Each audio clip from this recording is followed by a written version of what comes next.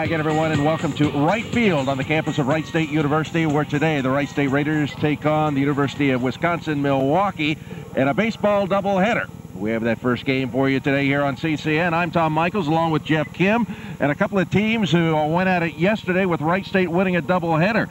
Both teams not off to a particularly good start this year for Wright State. Maybe the record is a little deceiving, since 5 of the losses they had coming in were by 1 run. Well, certainly you got to say the bullpen is a concern for Wright State. The pitching needs to get better. The hitting has been there surprisingly enough, considering that it is early in the spring and they've had to deal with the cold weather, much like we've got today.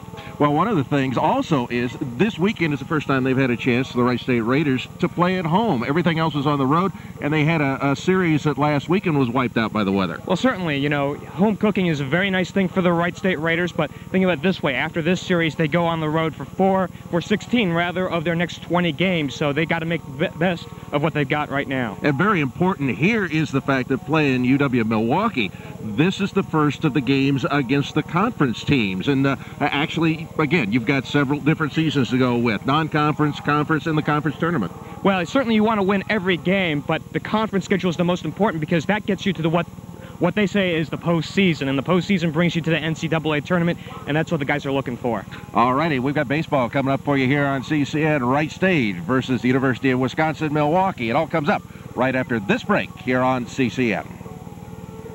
Continental Cablevision Network's coverage of the Wright State Raiders is sponsored in part by Dayton Power and Light. From the employees of Dayton Power and Light, way to go, Raiders! By the Ohio Lottery.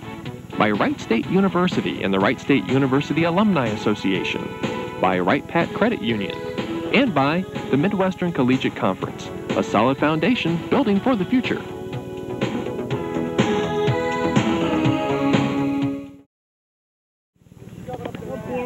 And welcome back once again to Wright State, where the Raiders getting ready to take on UW-Milwaukee in the second day of a pair of doubleheaders here. The first game, we will see a 7-inning game here unless we go extra innings. And on the mound for Wright State, it'll be Chad Brant for the Wright State Raiders, looking now to continue a win streak, which stands at 2, and they look to add to that.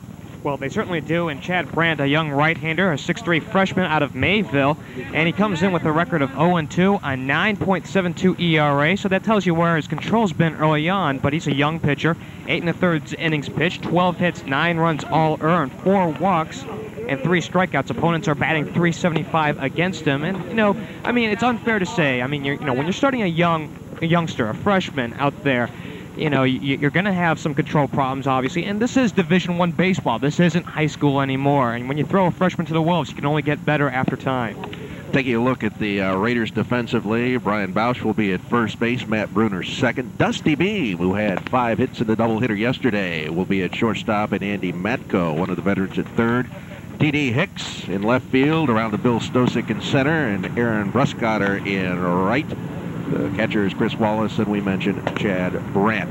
Wright State coming in with the record of 3-9, and this just their third home game. And unfortunately, Wright State had a series last weekend that was rained out, snowed out, colded out, frozen out, something last weekend. It was weather problems that did them in, and so they were not able to complete the games last weekend.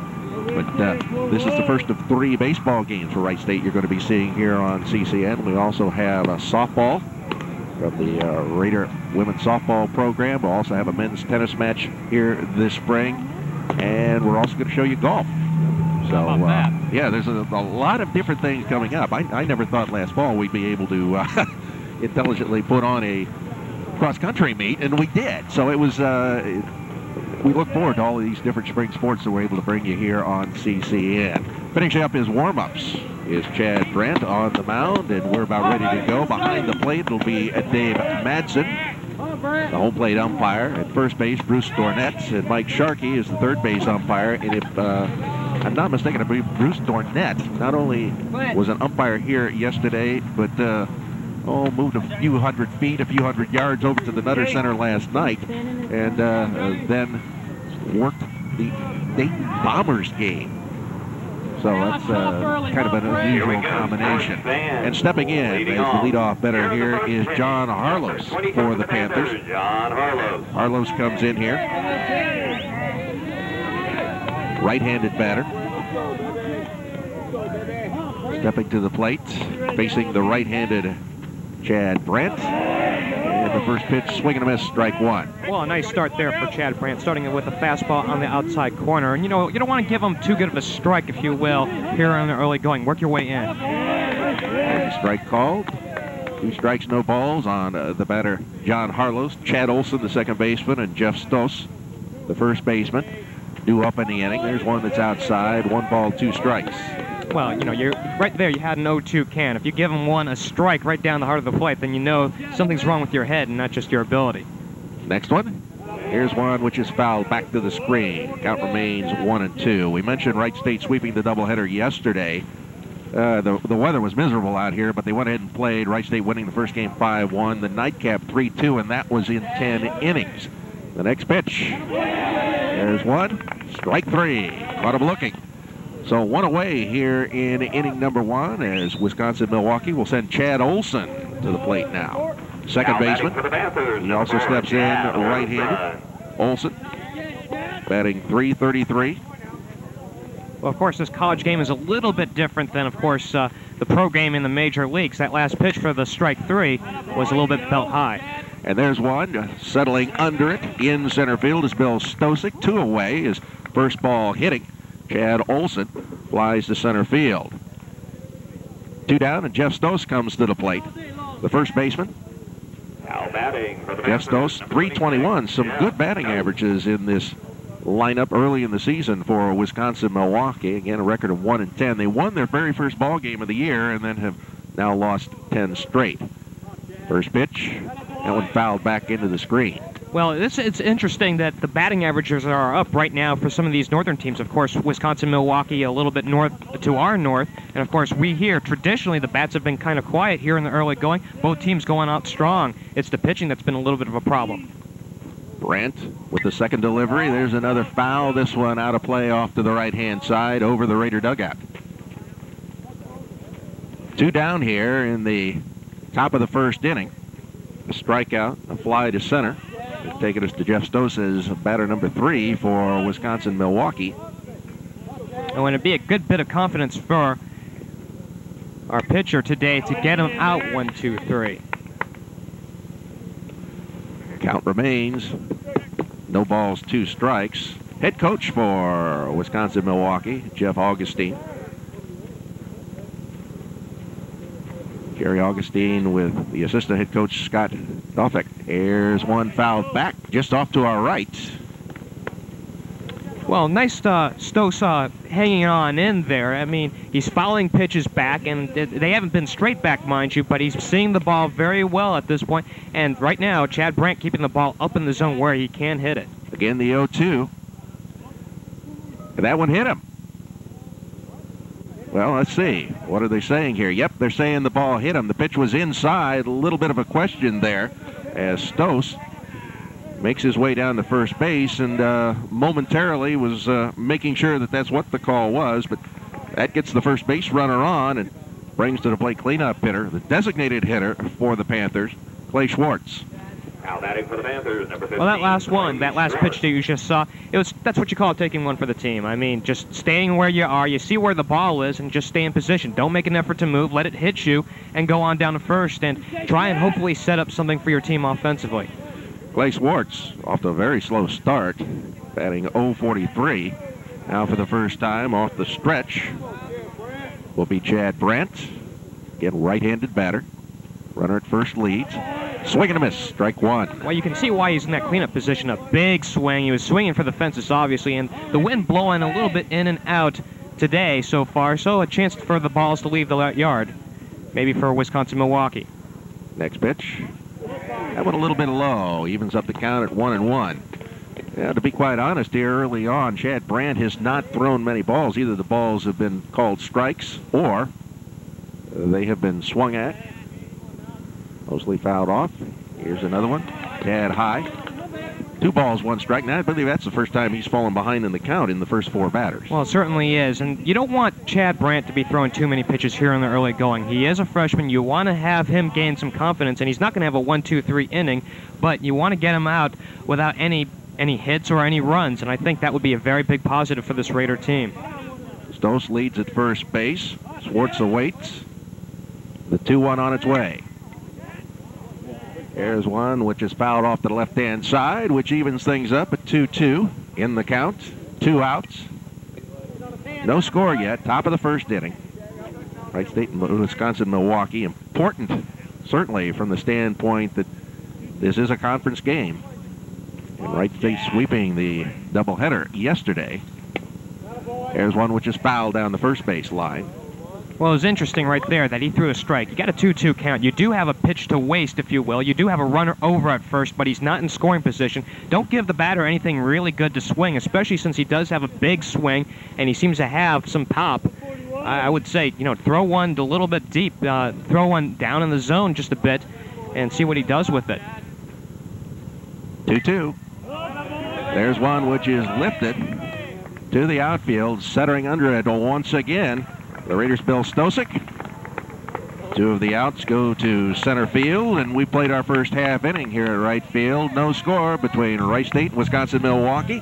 Back with the Raiders' first time at bat right after this here on CCN. For the top half of the first inning, the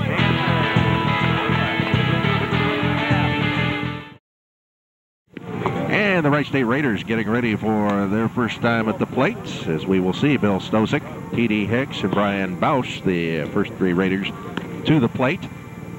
And for Wright State, good news in the fact that one of their alumni, Brian Anderson, of course, he's in the Cleveland Indians organization now. And yesterday, allowing just 1 run, 3 hits, and a 5-3 loss to Kansas City in a split squad game. So the left-hander struck out 4, didn't walk a batter. So Brian Anderson really trying to stake himself to a spot on the Indians' opening day roster.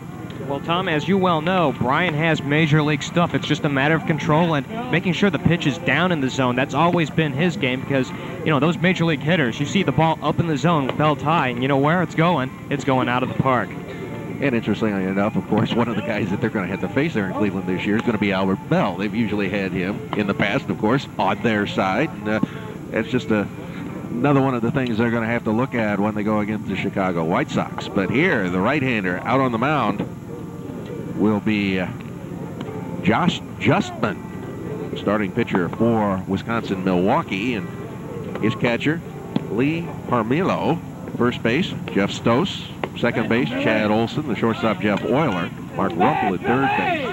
And left to right in the outfield, Greg Toll had a home run yesterday. John Harlos and Eric Hansen. So to the plate will be Bill Stosik, who comes in hitting .244 for this early part of the season.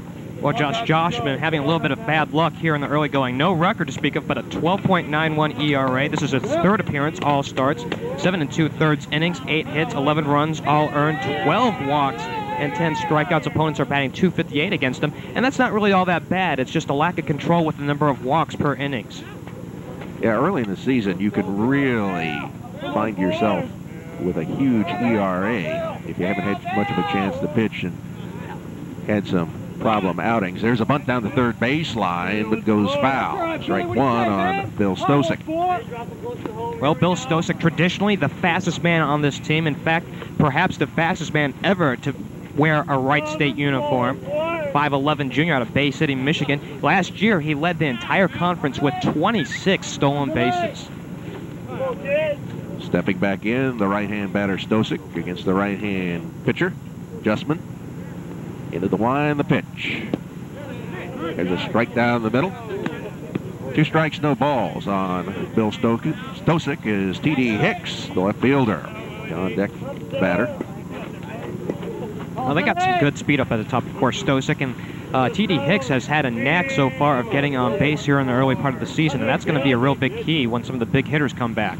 There's one a little bit low. 2 strikes and a ball on Stosik. Wright State, the record 3-9, but again, of those 9 losses, 5 have come by 1 run. The 1-2. Evens up the count at 2-2 here.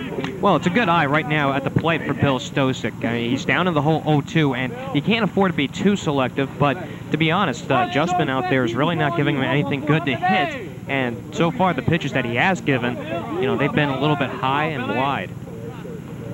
2-2 pitch. That one's high. Runs it to a full count here. Full count on Bill Stosek. The field here in excellent shape for early in the season, and particularly considering some of the weather that we have seen over the last week and a half or so.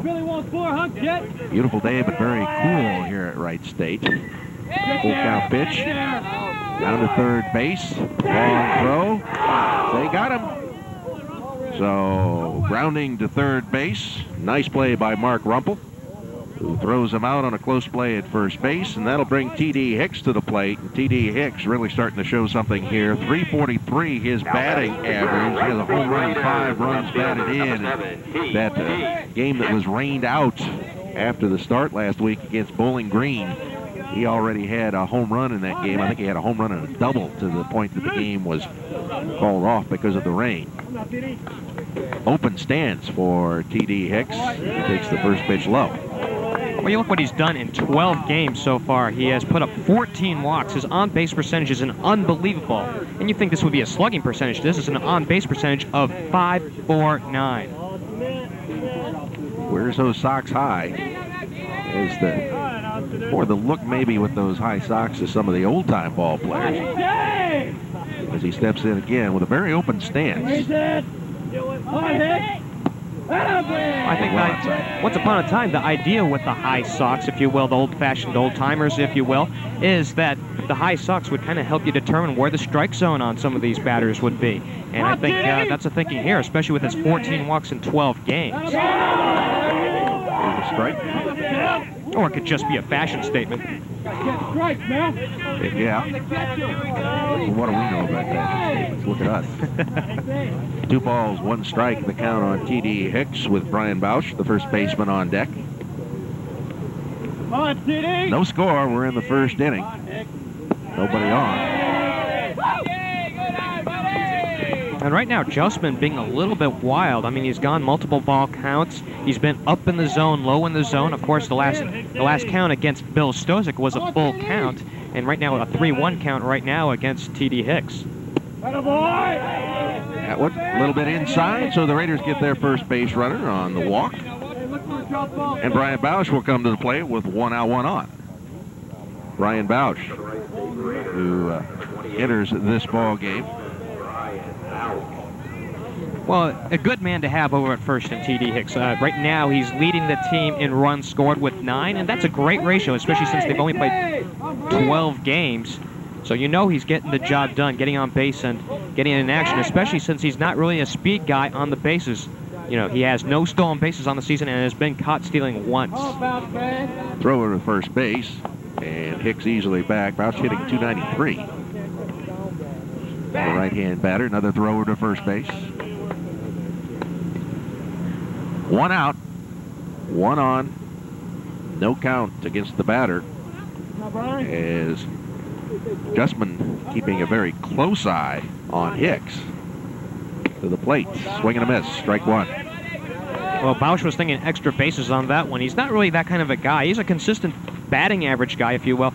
You look at the batting average right now, .293, but you look what he did last year, .294 in limited time, and I think that tells you he's a good contact hitter, will hit to all fields. Off the stretch. Next pitch. There's a strike.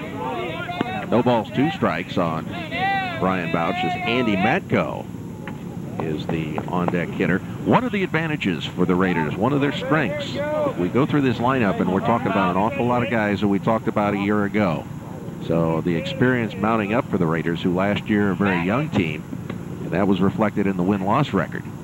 Well, certainly, 20-28 overall last year and 10-12 in the conference. And of course, they missed the conference tournament for the first time since they've been with the MCC.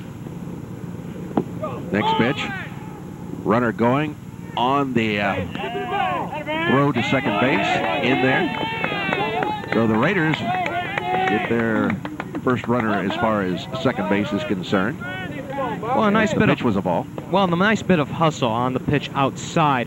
You know, look at T.D. Hicks. He saw that ball in the dirt, and he had a late jump, but he made an awareness to go. You know, once he started going, he decided not to look back and just try and take second base, and he just got in there. 1 ball, 2 strikes now on the batter.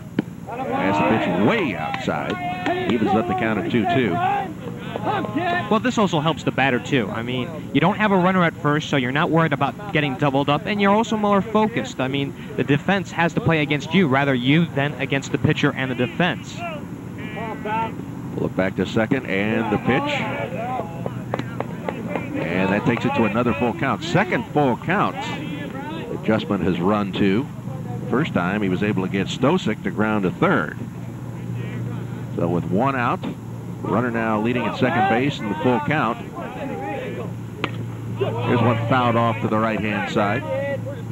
Count remains 3-2. For the Raiders, after this, a number of games on the road, their spring trip down to Homestead, Florida, which I was down there a couple of weeks ago for the IndyCar race, and the baseball stadium is just not all that far away. As a matter of fact, you can see it from the racetrack there, the Homestead Motorsports Complex.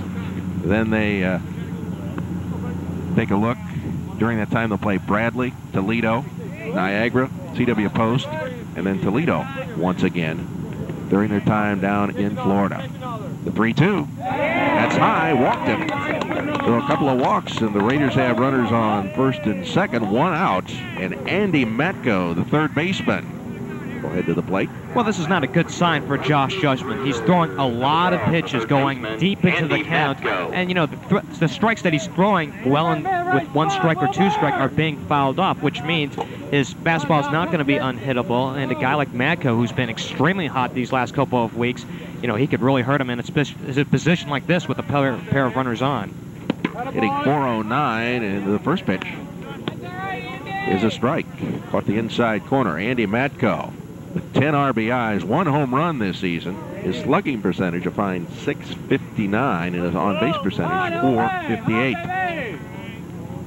Runners lead at first and second. Pitch low, evens up the count at 1-1. When you talk about leading the team, he's leading the team in average. He's got 10 RBIs. That leads the team.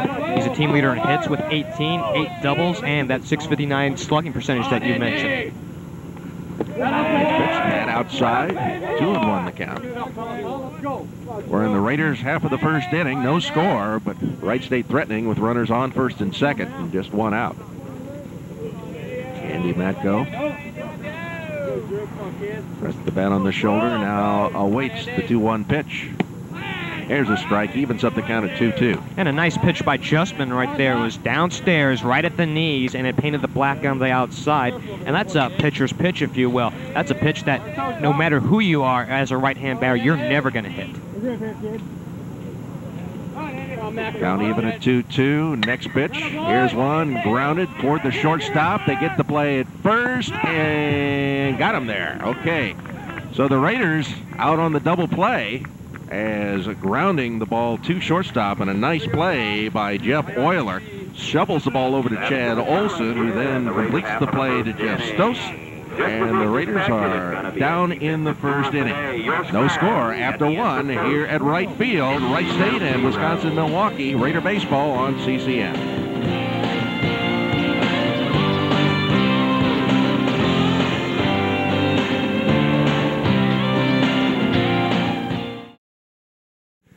We get ready for the second inning here as Wright State, Wisconsin-Milwaukee.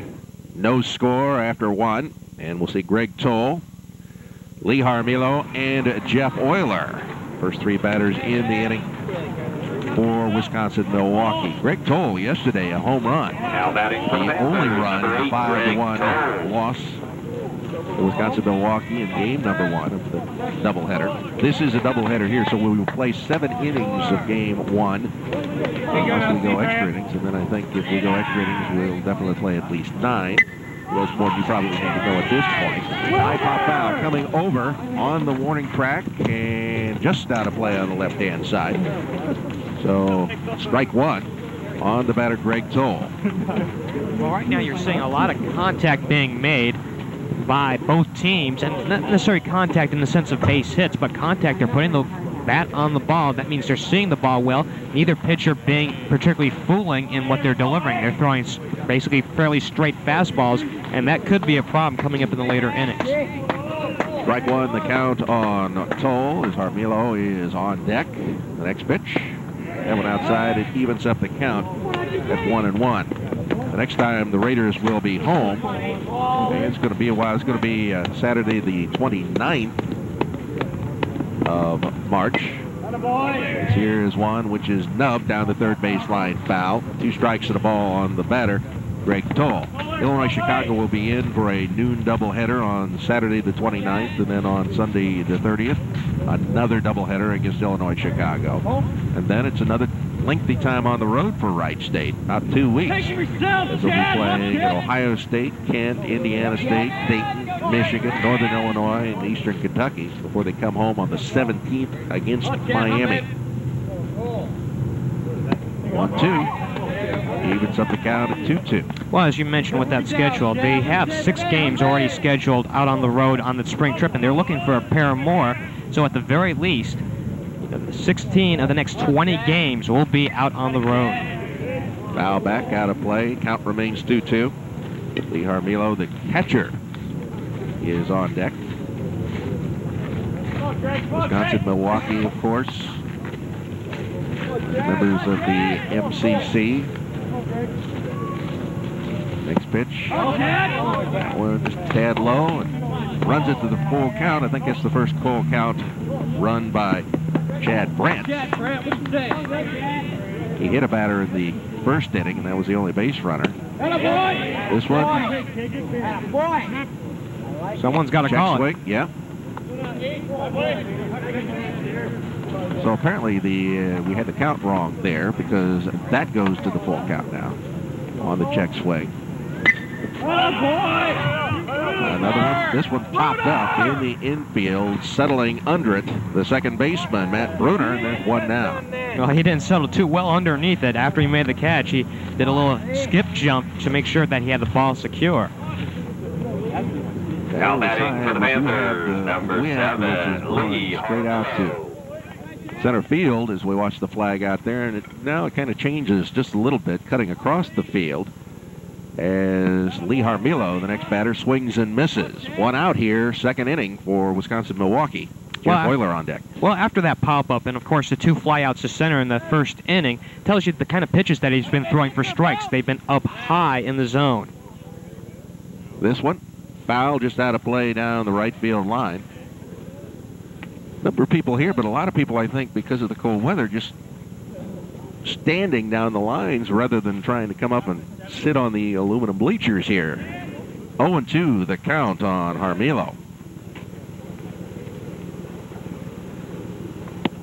Next pitch high, 1-2. You had to see that one coming. That was a waste pitch upstairs, and if he chased that one, then that was a strikeout, deservedly so.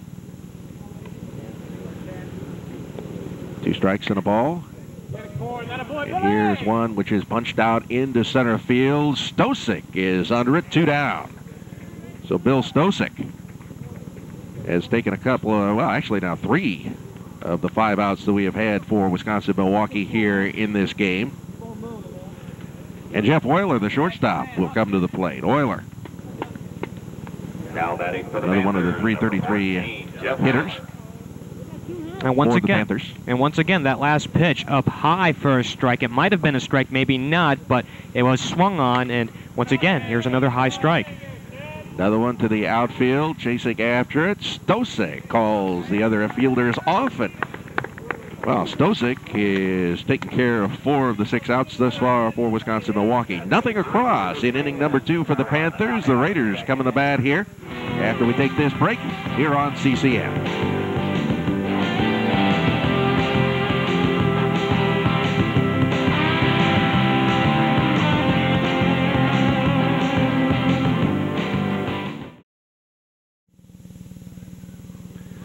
Back for the Raiders half of inning number 2. And we'll see Aaron Bruscatter, the right fielder, followed by Dusty Beam and Tawan Jenkins, the designated hitter.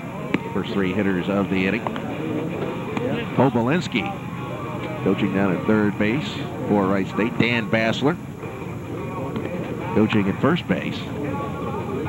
Raiders looking to get something on the board. They got a couple of walks in the first inning, but the twin killing against Andy Matko on the 6-4-3 DP, you know, you can't have that, especially with runners in scoring position, and that's a problem for the Raiders at this point. They've been getting some guys on base, but the number of batters or the number of runners they've been leaving on throughout this early part of the season is really close to being inexcusable, and they really have to work on that as the weather gets warmer. And walking plateward here is Aaron Bruscotter, the right fielder.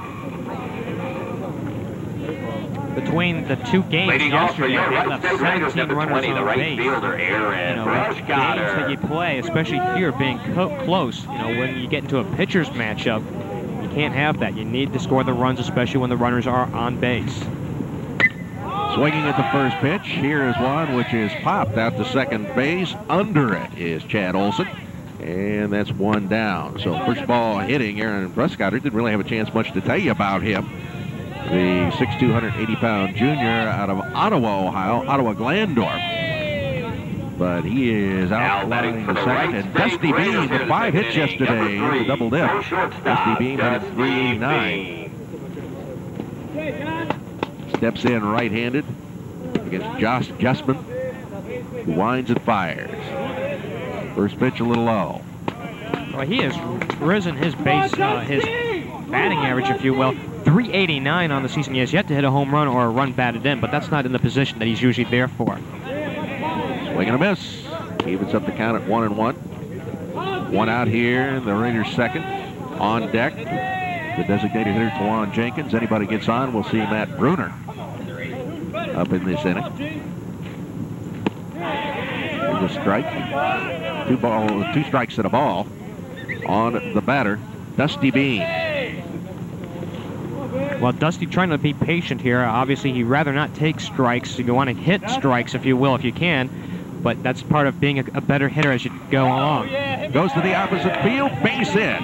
First hit for the Raiders. Dusty Beam continues his hot hitting with the single out of Bethel High School, Tip City, Ohio, his home. A sophomore, so he's got a lot of time to play here for Wright State. And now with a runner on first base and run out, Tawan Jenkins will step in, the designated hitter. Well, this is what I was saying, especially with two strikes on the batter. Sometimes the pitcher may get a little bit reserved, a little complacent, and he just hung one over the plate, and basically Dusty Beam, smart hitter, took it the other way. Pitch outside, the first one's to Tawan Jenkins, the 6'1", 215-pound junior. When he plays the field, he plays first base, but he's designated hitter today out of Essexville, Michigan, Bay City Central High School. Left-hand batter. And the count goes to 2-0. Of course, the Bill Stosic connection with there coming out of the same city. Runner on first base is Dusty Beam. On deck is Matt Bruner. No score. We're in the Raiders second. Again to the opposite field, to third base. The play down to second. And they aren't able to handle it there. It was a nice play at third by Rumpel. But then Olson was unable to handle it. And so the Raiders now with runners on first and second. We're going to call that an E5, Tom. It was a nice stab on the backhand by Rumpel, but his throw was just a little bit short down in the dirt, and that's why you saw the advancement of the runners. And now here's Brunner for the Raiders. The second baseman. First pitch, it's a ball. Raiders with runners on first and second. They did this in the first inning, but were unable to score as they were erased on the double play. And here we've got the same situation. Facing Brunner as he goes to 2-0. On deck is Chris Wallace, the catcher. Well, a good-looking kid Brunner is. I mean, playing second base, he's a big boy, especially playing the middle infield position. And, the only freshman on the field starting. I think that's a big honor. Here's a strike. 2 balls, 1 strike on Brunner. Runners on first and second. As we have no score in the Raiders half of the second inning. Hey, Bree. First game of a doubleheader here. We're just bringing you game number 1. His next pitch is fouled off into the Raider dugout on the right side. Evens up the count at 2-2. Well, you've got an interesting situation here. You've got a pair of runners on base. You don't want to get into another double play situation, much like they did to end the first inning, yet you still want to hit the opposite way. So it's a catch-22, if you will. If you do the job right, you will score a run. But if you get the job wrong, well, you're going to end the inning. The 2-2 pitch. There's one which is fouled down. Count remains 2-2. Teams on either side players on the bench are up and just right there at the edge of the foul line warning tracks down either line. Not many people sitting back in the dugouts on this cool day. It's cool out there too, but at least you get a little bit of warmth from the sun. We're getting that here in the booth. There's the next pitch, just outside. Well, a nice idea out there by Justman. He put a little drop pitch over the zone. It wasn't a strike, and he wanted to see if the young freshman would chase, and he didn't, so it's a full count. The 3-2 on his way. Runners on first and second, and it's fouled off down the right side. On deck, Chris Wallace, the catcher. The Raiders with just one hit thus far. They had 2 players on in inning number 1 through walks. Hey, right here, bro. Let's go. The 3-2. Another one, punched foul off to the right-hand side. And you got to give some credit to Matt Bruner. He's hanging in there now. All of a sudden, Justman is trying to throw some strikes, especially, you know, with the count being full. And you don't want to lose this batter to get the bases full with 1 out. And Bruner hasn't found a pitch that he liked, but he's been able to foul them off. And for a guy who's down in the lineup, he is hitting .333. There's one outside. That'll load the bases here. So another walk. His control can still a problem for Josh Justman. Raiders, runners all around. And Chris Wallace to the plate with 1 out in inning number 2. And this is, Jeff, it seems so obvious, but where the Raiders, when you have your opportunities, you just have to take advantage of them. Oh, you certainly do, especially 1 out, bases loaded. And, you know, I mean, at the very least, you play for a run to get up on top. If you don't, then, you know, what does that tell you about the coaching and the fundamentals? I mean, they're obviously out the window if that's the case. First pitch to Wallace is a strike right down the middle. And part of those fundamentals, I'm sorry, Tom, is that you do have to be patient with the bases full. Work the count full if you have to, and foul off pitches, especially with 2 strikes, and then get a pitch that you can hit. 1 strike on the batter Wallace. Bill Stosick on deck. There's one, which is clubbed out into center field. Catch is made. Here comes the run homeward, and the Raiders lead it 1-0 on the sacrifice fly by Chris Wallace. And the Raiders take the lead 1-0 here as Dusty Bean comes in to score. Raiders still with just the 1 hit. The sacrifice fly and the RBI belonging to Chris Wallace. And we go back to the top of the order with runners now on first and second, and Bill Stosick, the batter. For Chris Wallace, that's his 3rd run batted in, and they get the opportunity because of the error. And let us give you a scoring change right there. That error is on the second baseman, Chad Olson, instead of the 3rd baseman, Mark Rumpel. First pitch, a ball.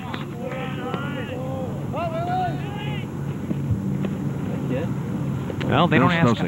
Well, they don't ask how you do it. They just ask that you do it, and the Raiders up on top, and that's pretty smart, especially with the way pitching has gone here in the early going. It's been a little bit inconsistent, but the runs have been kept off the board by and large, and the hits have been kept off the board by and large. Count even. 1 ball, 1 strike. 2 outs now. And the next pitch, that's a strike. 2 strikes and a ball on Bill Stosick, who in the first inning grounded to 3rd base and was thrown out on a very close play.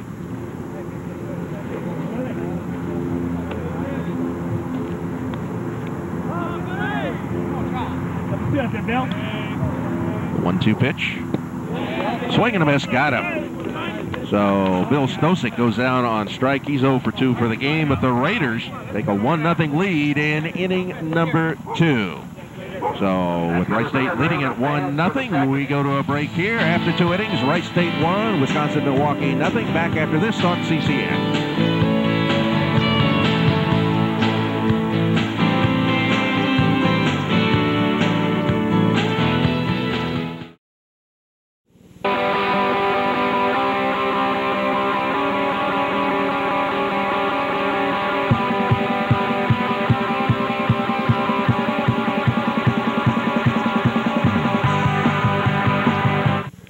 State Raiders softball team kicks off their 1997 season on CCN as they host the Loyola Ramblers. Tape delay coverage starts Sunday, April 6th at 6 p.m. on CCN Sports, the only game in town. And, of course, Wright State Raider Sports covered here on CCN every Thursday night, 7:30. It is Inside Raider Sports, where we have a chance to talk with the players, the coaches, and all attended to our Wright State Athletics. That is just before Raider Athletics at 8 o'clock. And also a 6 o'clock Sunday broadcast as well, all here on CCN. Raiders lead it 1-0 after 2. Geoff Kim in for the play-by-play. Leading off Thanks, the third Tom. inning for the Panthers. Top of the third inning coming around, and it's 8-9-1 coming up for the Wisconsin-Milwaukee Panthers. Chad Brant staked to a 1-0 lead, and here comes Mark Rumpel. Brant checking in, and the pitch is in there. No, it's not in there. Mark Rumpel, the senior out of Beloit, Wisconsin. 1-0 outside, and it's 2 balls and no strikes. We had given Rumpel the error initially on that last inning, but that error now goes to the second baseman, Chad Olson. 2 balls, no strikes, 1-0 the lead for Wright State, and the next offering fouled away. Rumpel hitting .286. What do you mean we? What do you mean we? Play-by-play, Brett. Well, you like to think that you can be part of the scoring decision here. You can kind of influence the score, if you will. 2 balls, 1 strike, and that one way outside. And Brant showing a little lack of control here, starting out the third inning.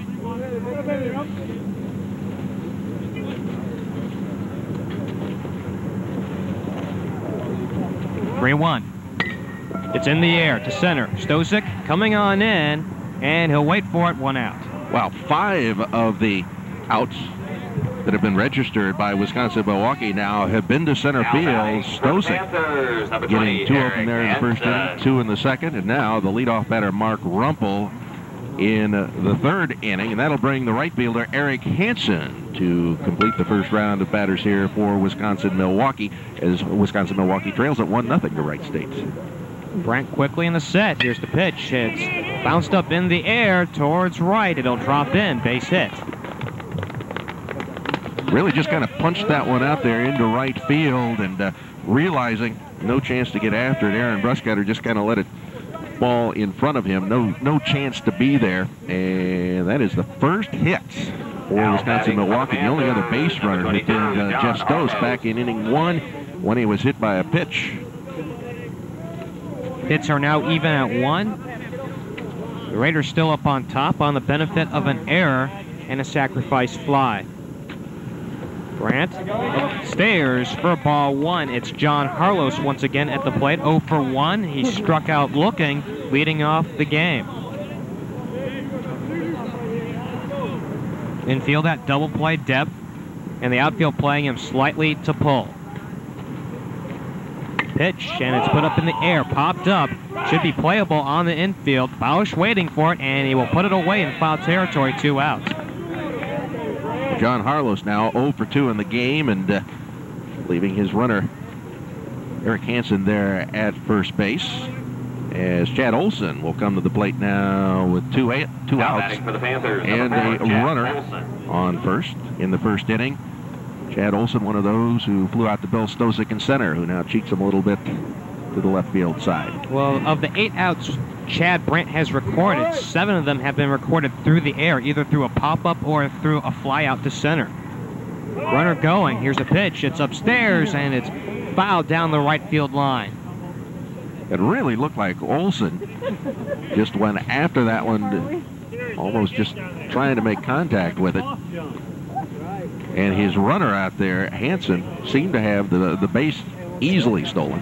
Very easily. A tremendous jump by Hansen. He was already going, and to be honest, Chad Brant wasn't even in the setup. So a quick strike 1 count. Brant checking in, and the next offering, and it's in there, called strike. Nice little slider on the inside part of the plate. How about that?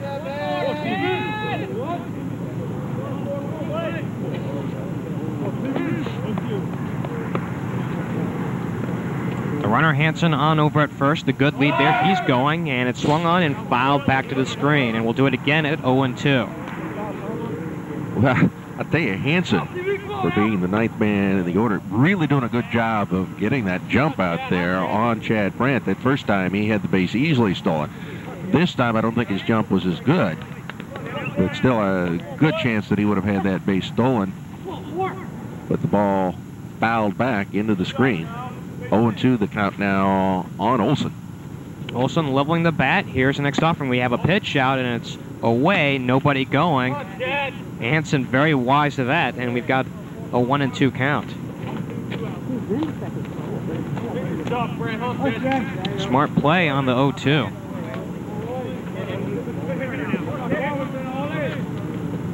The check into Wallace. Brant waving him off. Now delivers, and a fly ball hit towards right.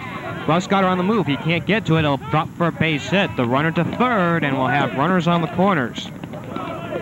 So with 2 outs, something of a rally happening here for Wisconsin-Milwaukee. They have runners on first and third, and we do have a couple of outs. Chad Olson with the base hit there. And after having gone hitless the first couple of innings, 2 hits, leading to Geoff Stose, who was hit by the pitch before this inning, the only base runner for Wisconsin-Milwaukee. Stose, the previous base runner prior to this inning. Of course, the 2 hits and the runners on the corners, and a 2-out threat by the Panthers.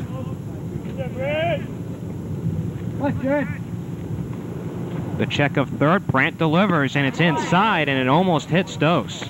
Little chin music. What was that tune? Stose was not, as a matter of fact, not hit hard. It was just, as a matter of fact, there was question in the first inning whether he was hit. And this time, again, Chad Brant pitching him inside. This one not getting him. Once again, the little fake over to third as Matko played over there. You can fake the ball to third and not worry about the threat of a balk call. It's a little move to first that will count. Wallace sets up outside, and a fly ball hit back foul and out of play. We mentioned the fact that this the first of 3 baseball games we will have your way. The next one will be the game against Miami. Game date actually Thursday, April 17th. It'll be replayed after that. And the game against Cleveland State the first weekend in May, also to be here on CCN. 2 outs, 1-1 count to the third place batter, Geoff Stose. He puts it in the air, wide of first. Bausch giving chase in foul territory. He will make the catch, and the sides retire. No runs, a pair of hits, and a pair left on. 2.5 in the books, and the Raiders lead it 1-0.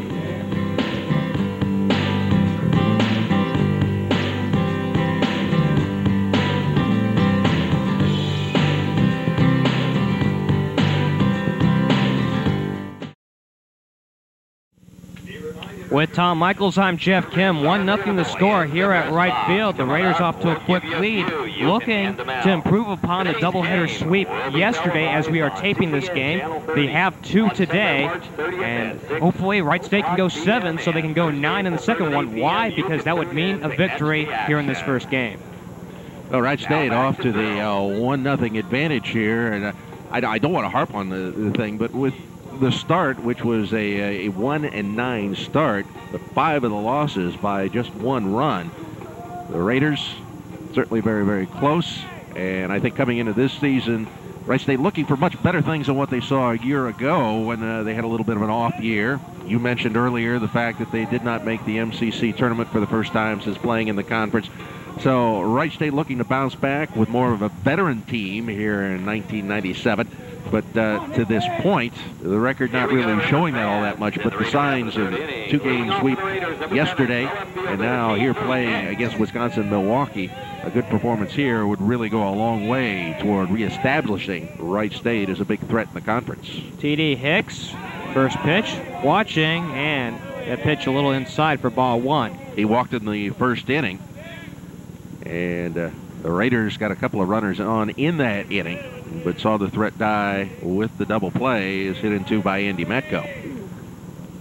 1 ball, no strikes to TD, and it's downstairs. 2 balls and no strikes. Of course, TD, as mentioned before, 14 walks in 12 games coming into this one. Of course, he registered his 15th in the first inning, and that is simply tremendous. 2-0. And no call by the home plate umpire, Dave Madsen, and it is 3 balls and no strikes.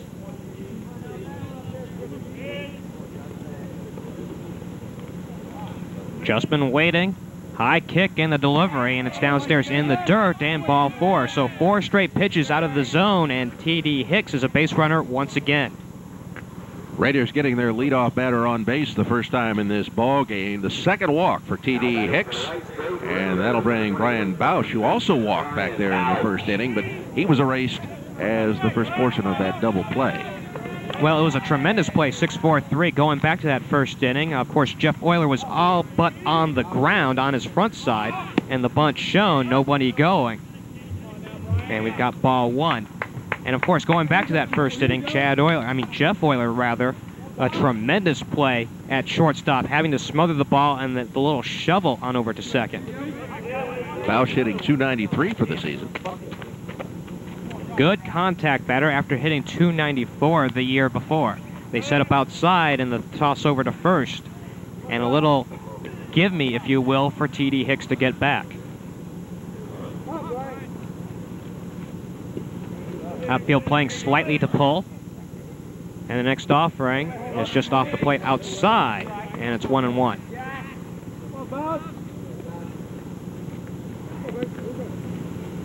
Brian Bausch out there, big boy out there, 6'2", 200 pounds as a sophomore. Is a little ways to go if he wants to try and learn how to pull the ball, but a good contact hitter nonetheless. Pitches downstairs, 2-1. Raiders leading 1-0 here in the first game of the double dip. Beautiful day here at Wright State.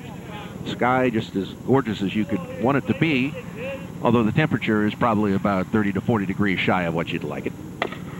Bouncing ball, wide of short, backhanded by Euler. They relay to second. Is it in time? Yes. 6-4 on the force play as Bausch reaches safely at first. And that'll bring Andy Matko to the plate. Andy Matko, the third baseman, hit into the double play back in the first inning. And with a runner on first base, he'd really like to kind of atone for that. Steps in right-handed. Matko, the Raiders' leader as far as batting average, .409. First pitch, a called strike, and a nice little breaking ball on the outside corner. Matko just absolutely hitting out of his mind the first dozen games or so. Last year he hit .262, and even though he hit 12 doubles, he drove in 26 runs. He was primarily, a lot of times we saw him last year, he was in the 2 or 3 spot, now in the 4 spot with the heavy hitting.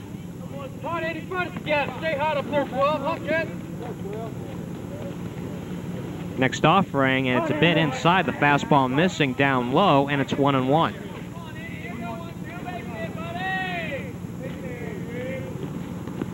Andy Matko, senior out of Columbus, Bishop Watterson High School. Number of college athletes coming out of that program. Breaking ball misses just off the plate outside, 2 balls and 1 strike. He's been the co-captain last year along with Phil Long, and now the solo captain, if you will, of this team. So not only what he does on the field is very important, but off the field, very important to this team too. A called strike, we're even up at 2. Well, continuing with some control problems out there, Justman has really fought it. 4 walks in the ball game thus far. Big swing and a miss. And Matko goes down on strikes, and wow, he looked absolutely terrible on that one.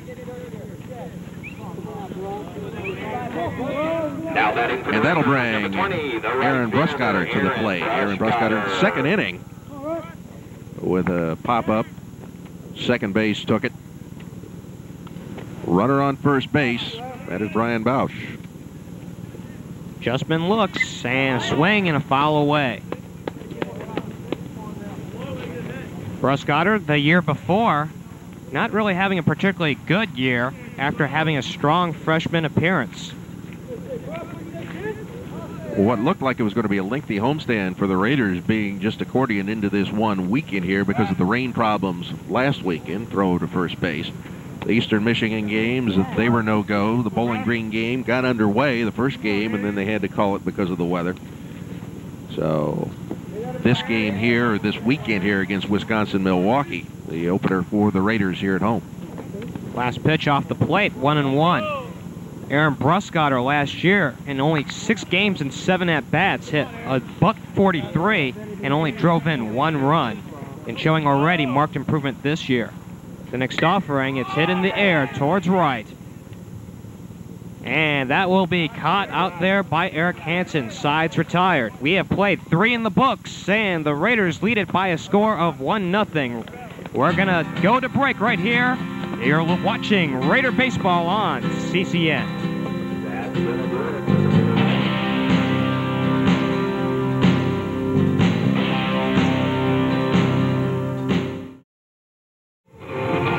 Top of the 4th inning we go, and it's a 1-0 Raider lead. Raiders stake to the early 1-run lead back in their last frame, or check that back in the 2nd inning. Base hit, then an error, then a walk, followed by a sacrifice fly, and by Chris Leading Wallace. off the 4th inning, number 15 for the Panthers, Clay Schwartz. 4, 5, and 6 coming around. Here's a designated hitter, Clay Schwartz. 0 for 1, a fly out to center. One of the many in this ball game for the Panthers. Big swing and a miss. The last inning, of course, Wisconsin-Milwaukee able to mount a bit of a charge there, getting a couple of runners on, had the runners on 1st and 3rd, but the fly out by Jeff Stoss, and the Raiders were able to dodge that bullet right now with a 1-0 lead here as we're in the 4th, and the count 0-2 against the batter, Clay Schwartz. Nice drop pitch on the last one. Here's the 0-2. It's up high, 1-2, and of course, once again, a little bit of a waste pitch, and I think that's just smart pitching on the part of Wright State. Got an 0-2 count. Don't give him anything to hit. 1-2. Up high once again, and we're even up at 2.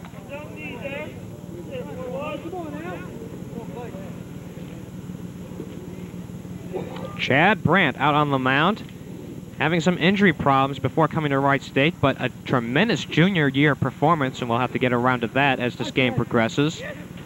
Brant, the 2-2 coming up. Here it comes, and it's just off the plate outside, and we go full.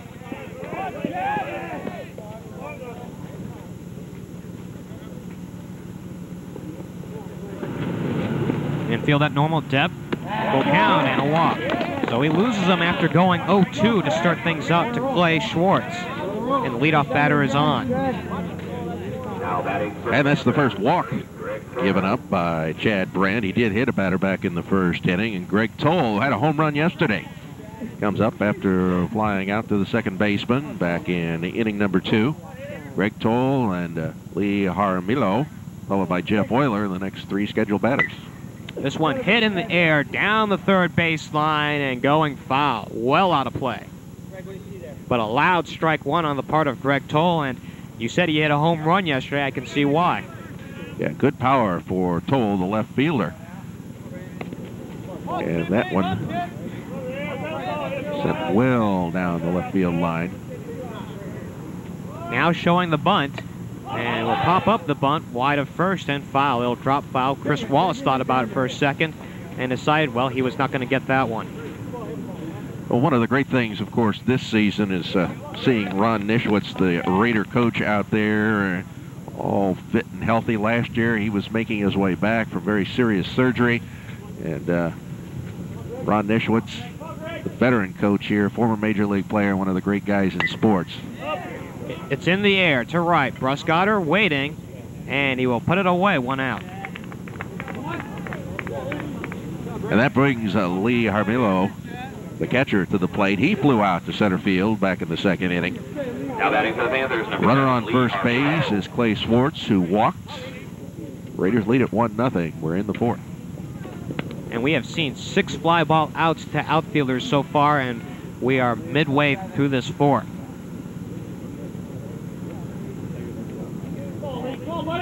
Nice stance. Throw down to 2nd. Out.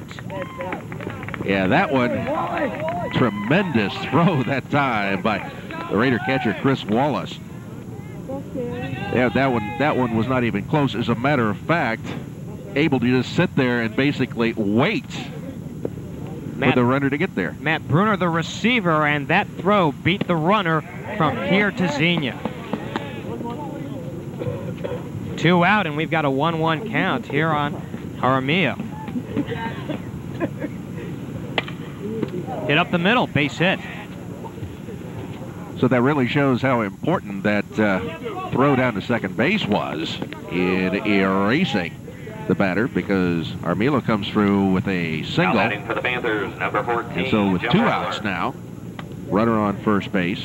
To the plate will come Jeff Euler, another fly to center back in the second inning.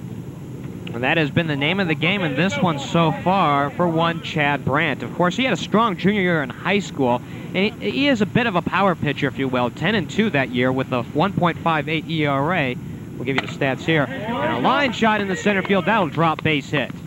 And boy, how important was that 2-4 throw out on the stolen base attempt. Well, this is the second inning in a row that Wisconsin-Milwaukee has mounted a threat here. They have runners on first and second now, but there are 2 outs.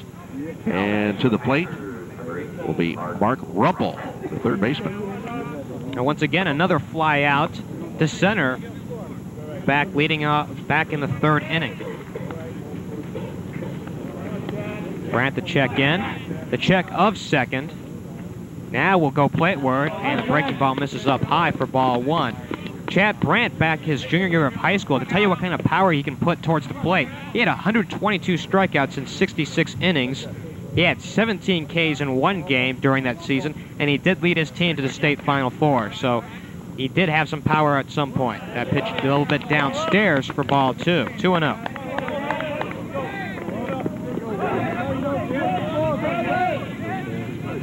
1-0 the ball game score. The Raiders hanging on despite giving up some base runners here in the last couple of innings. The check of second now. The pickoff play back there, not in time.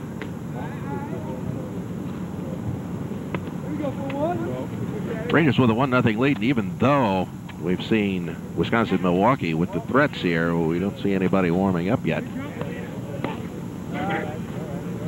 Once again, the check of second. Now Brant comes plateward. It's downstairs, 3-0.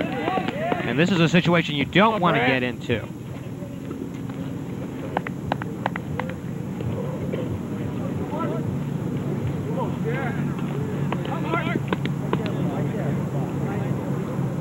Once again, the check of second. Brant to the plate, and it's a called strike. Painted the black on the inside corner with a fastball. Nice pitch.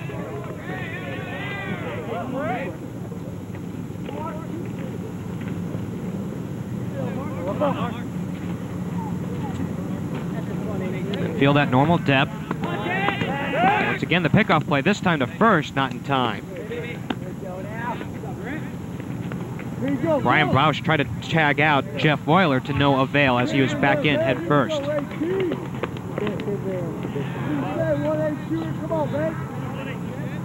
Once again, it's Jaramillo at second, Euler at first, and once again, here's the 3-1, put in play, foul out of play, wide of the first baseline.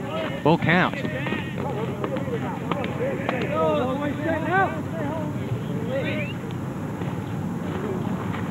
Waiting on deck is Eric Hansen. He got the hit parade started for the Panthers back in the third inning. Payoff coming up. Swung on and missed, and the side's retired. How about that? No runs, 2 hits, 2 left on. And through 3.5, we've got a 1-0 score for the Raiders.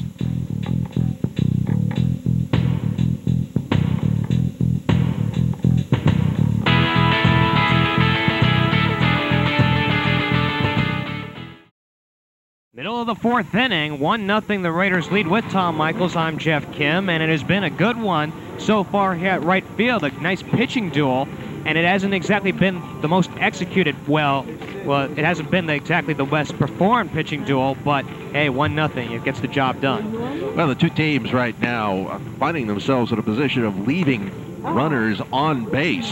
That is now 5 runners having been left on base for Wisconsin-Milwaukee. 4 for the Raiders as we come in here into the fourth inning. And for Wright State, we'll see Dusty Beam, Tawan Jenkins, the designated hitter, and Matt Bruner, the second baseman. Dusty Beam with the only hit in the game thus far for Wright State. That came back in the second inning, and he wound up scoring on the sacrifice fly that was put to center field by Chris Wallace. 1-0. The Raiders lead it going to the bottom of the fourth. Dusty Beam at the plate. Of course, that last hit reached on an error, E5, or check that E4. The scoring change has been made to an E4. And number 3, your shortstop, Reached third on the walk to Bruner, and of course, the sac fly to center for Chris Wallace. Beam levels, and the pitch. Bunt shown, and we got a called strike. He went around. Yeah, this game should go 7 innings unless we go extra, because it's the first game of a doubleheader. Second game scheduled to go 9. Breaking ball hits the outside black, and it's 0-2. Wright State's one win prior to the doubleheader win yesterday had come 1-0, and that was in one of 2 games played at James Madison. Fouled on the ground and back out of play. As a matter of fact, that was one of 3 games played at James Madison, and they won the middle game 1-0 back on the 22nd of February. I don't think the Raiders have a particularly bad pitching staff. I think the bullpen has been a little suspect this year, hence the 5 one-run losses that we've seen so far. 0-2. It's on the ground, wide of third, a fair ball. No, it's a foul ball. Looked like a diving stop was trying to be made by Mark Rumpel. He could not come up with it, but I guess apparently prior to the bag, it was a foul ball. Well, let it be said, baseball is a game of inches, and right there, truly displayed on that one.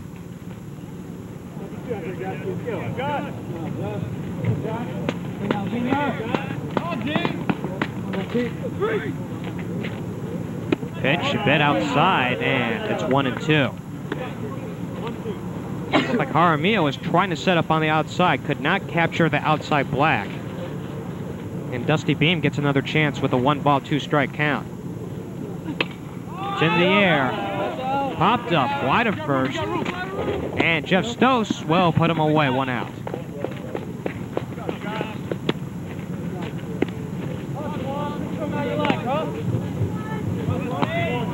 Tawan Jenkins now to the plate. He was on Now batting for the Wright State Raiders, number 23, Tawan Jenkins. Second inning.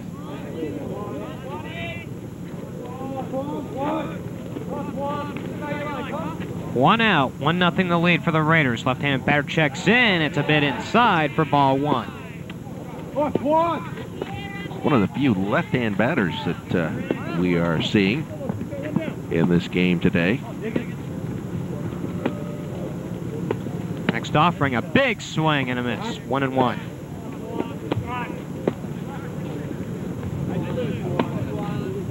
Tawan Jenkins trying to even get on the interstate at this point. He comes into this ball game 0 for his first 10. Downstairs, 2-1.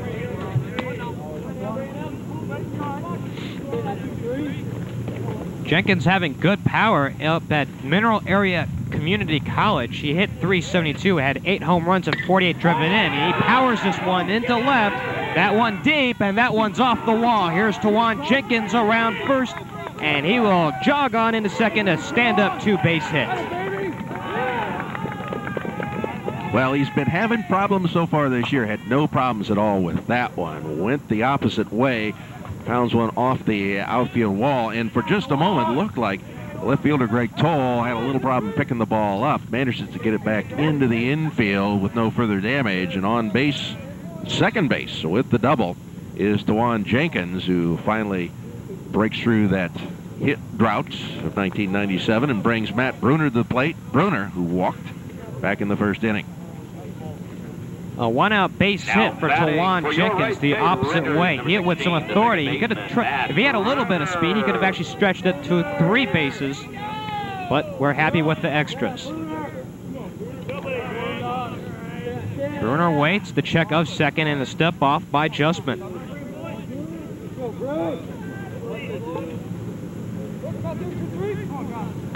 Jenkins a short lead, and the pitch plate word is outside of fastball, and a nice recovery by Jaramillo to recover that one in the dirt.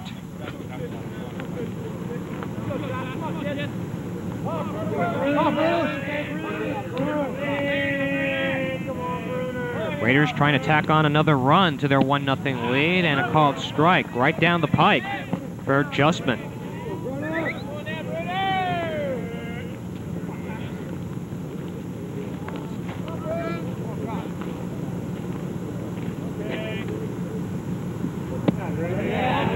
Downstairs, 2-1.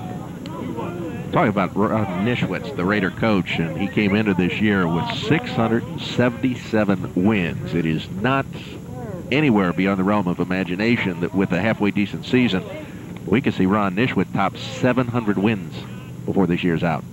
That would be something. Breaking ball over the plate and a called strike. Bruner, the freshman out of Kettering, went to CJ.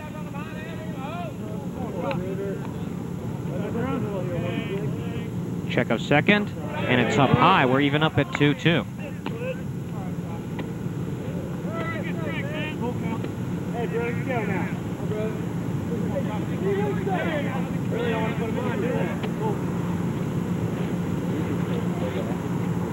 Bruner, his first year as a starter. Of course, Phil Long had been over at second for a couple of years for the Raiders. The pitch, and it's fouled back to the screen.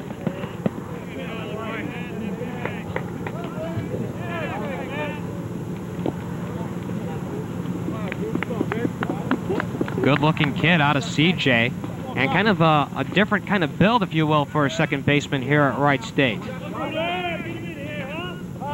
Phil Long was more of a pepper pot second baseman. This guy's big, and this guy will take a walk. Bruner to first. That's his second walk, so runners on first and second. Just the one out, and Chris Wallace, who has the RBI in this game, threw the sacrifice fly, which brought home Dusty Beam. And Wright State with a 1-0 lead, and we've got a conference going on out there on the mound by the Panthers. A very short one, as Augustine wanted to bring his point across with Jaramillo over on the mound. And Justman has settled down, if you will, a little bit from the first couple of innings. So Wallace in there. On deck is Bill Stosick. The Raiders lead at 1-0. We are in the bottom of the fourth inning, one out. Runners on first and second. Chris Wallace, no official at bat, and RBI, a sac fly, and he swings and misses for strike one. Big ball yard, right field is. 330 down the lines, 377 to the alleys, 400 straight away center, 12 feet walls. If you hit one out of here, you really hit one out of here. Pitch is outside. Jaramillo had to go down and get that one, and we're even up at one apiece. So far, I've been very impressed with the way Lee Jaramillo has been able to bounce around back there. His pitcher, Josh Justman, has really moved him around quite a bit and having to dig the ball out of the dirt on a number of occasions. Check of second, and it's high outside, 2-1. So far, no action in either bullpen as we are through the bottom of the fourth inning.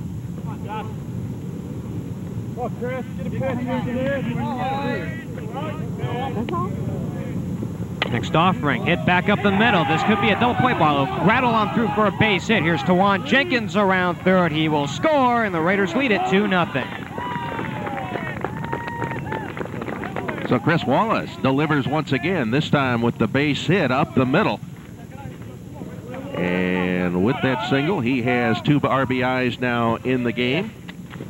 Tawan Jenkins scores, and the Raiders lead it 2-0 as Bill Stosick, 0 for 2, the leadoff batter, rounded out to the third baseman, struck out in the second inning. 0 for 2, and looking to increase this lead as he's got runners on first and second. The check of second by Justman. They look for the pickoff play, and the pitch plate word is a little outside for ball one. Well as Chris Wallace has performed in the 9 spot in the order, Bill Stosik needs to step it up. His third plate appearance, 0 for 2, a strikeout back in the second, and a ground out to third back in the first, leading off the Raider first. Outside, 2-2. Or check that, 2-0. Bill Stosik hitting .244 coming into this ball game. Well, he's not going to exactly dazzle you with his base hitting ability, but that speed is what keeps him in that lineup, and great defense out there on the part of Stosik. Well, the throw back to second, I think they just simply want to get Bruner thinking.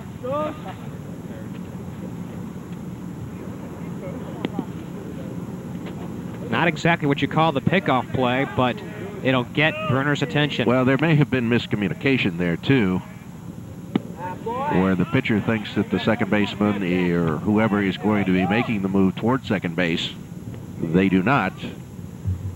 Consequently, just kind of threw it over there to go ahead and complete the play. 2-1 the count to Stosik. And he pulls this one wide of third and into left field, a base hit. Here comes Bruner. He will score, and the Raiders lead it 3-0. So an RBI base hit for the leadoff man, Bill Stosik. Gets the job done. For Bill, his third run batted in of the year. And for the Raiders, a 3-0 lead here as we are in the bottom of the 4th inning. And definitely starting to jump over Josh Justman, who had control problems earlier. Now the Raiders are starting to get to him with the base hits. As a matter of fact, coming into this inning, Wright State had only had the 1 base hit. And now they have 3. So 3-0 the score, the Raiders leading it. Justman still paying attention at second base. Here's the pitch. Check swing. It's a bit outside. Ball 1. Yeah.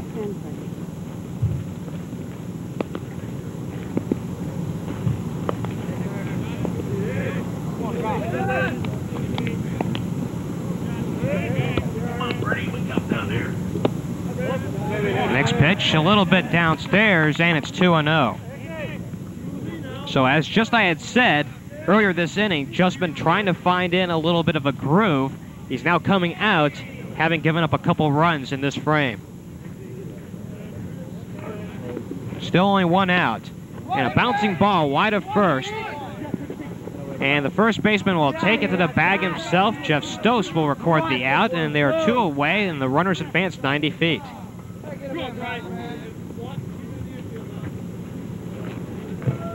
And that'll bring up Brian Bausch, who walked in the first inning and was on base through a fielder's choice in the 3rd. Wright State now with that 3-0 lead, and for Brian Bausch, that looks awfully tempting out there with runners at second and third. Base hit, plates 2. Puts the Raiders up by 5. But we wait to see as he steps in right-handed. The pitch is in there, a called strike. And this is where you do have to be patient. As we had mentioned before, in bases-loaded situations, much like this, especially with runners in second and third, you do have an open base. Don't get fooled by the pitch outside. 0-1. And it's in there, a called strike, and just like that, Brian Bausch down in the hole, 0-2. And now we see some activity down in the Milwaukee bullpen. Justin Schmitz, a sophomore pitcher out of Deerfield, Wisconsin, is warming up. There was, I think, some momentary activity in the Raider bullpen, but no one throwing down there now. Time called as Justman took a little too long on the mound. Stosik at second, Chris Wallace at third, and both can score on a base hit right here. Here's the pitch, and they ring him up. So says home plate umpire Dave Madsen, and the side is retired. Raiders lead it 3-0 on the strength of 2 runs, 3 hits, and 2 left on. We have played 4. Raiders lead it 3-0. You're watching Raider Baseball on CCN.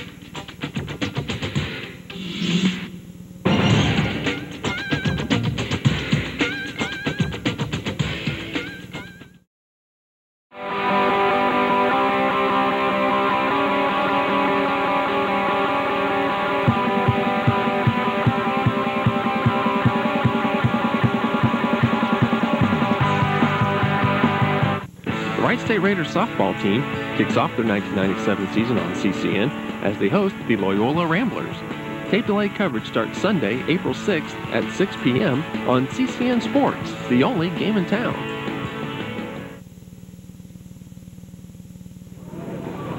Back out at Wright Field, 3-0 is the score for the Wright State Raiders, coming upon a pair of runs batted in the last frame. Thanks very much to Chris Wallace and Bill Stosick.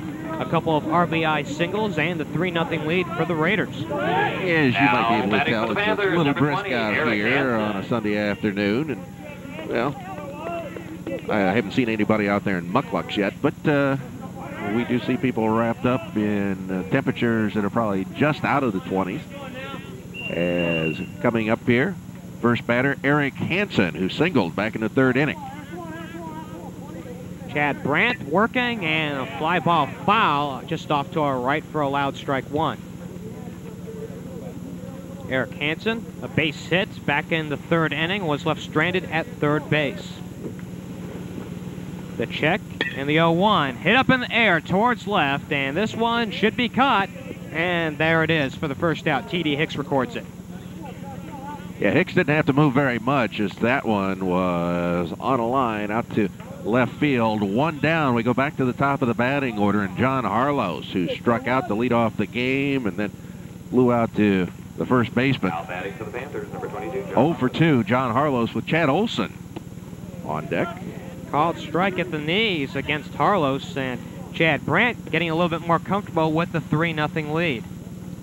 We have a new right fielder in this ball game.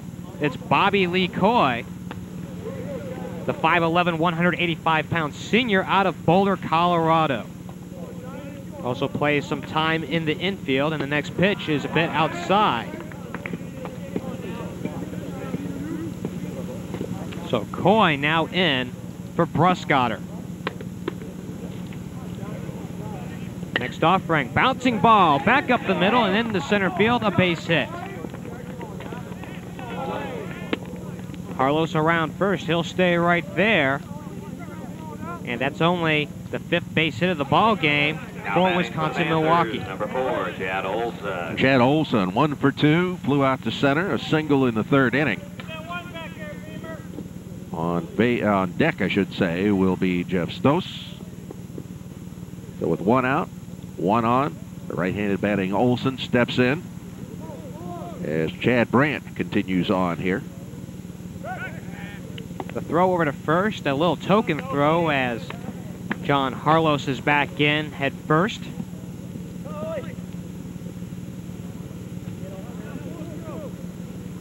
The check once again at first. Now the pitch. It's a bit upstairs, a little chin music, and Olson had to snap his head back for that one. 1-1. Or check that. Is that the first pitch? 1-0.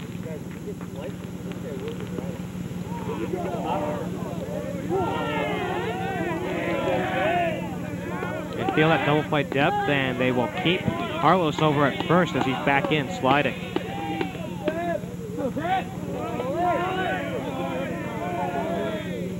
Chad Brant, quite a fly ball pitcher today. We have seen a number of fly outs. It's in there called strike, 1-1. We have seen a number of fly outs, and usually that's a bad sign if you're a pitcher. But given how deep this ballpark is, it has not been a problem for the Raiders today.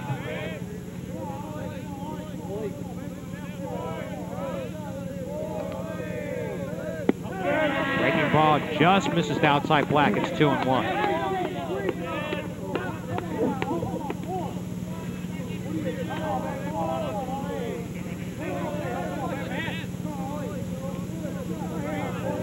Carlos the good lead off of first. Bausch holding him on. And Brant delivers once again. It's in the dirt. Nicely scooped up by Chris Wallace, and it's 3 balls and 1 strike. Nobody out here in this top of the 5th inning, and the Panthers trying to threaten and get some runs across.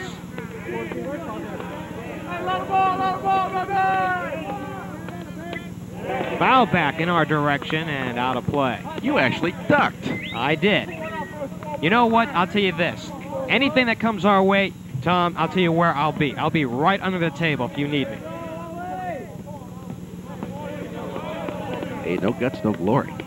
Yeah, well, no glove, so a little big problem here defending my noggin. The pitch pulled to short and a diving stab by Dusty Beam for the out. How about that? Nice play by Dusty. Dusty Beam, an excellent job diving to his right to come up with that one, and then a quick look back to first base to see if there was anything that he could do with John Harlows. But Harlows, that one was hit so quick, Harlows, I don't think had much of a chance to even get a start off first base. So there's now 2 down, runner on first base. And Jeff Stoss will step in here. Stoss on through a hit by the pitch in the first inning. Pitch is a bit downstairs for ball 1. Closed up shop with a pop-up to first back in the 3rd inning.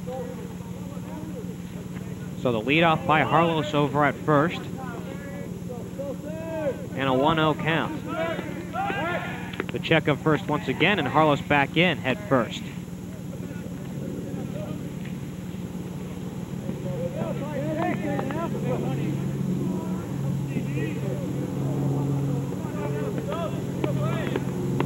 Brant taking his time, now swing and a foul back out of play. 1 ball, 1 strike. We've got 2 outs and a nice play on the part of Dusty Beam, and I think that's our defensive play of the day. No doubt about that. Dusty Beam did an excellent job there.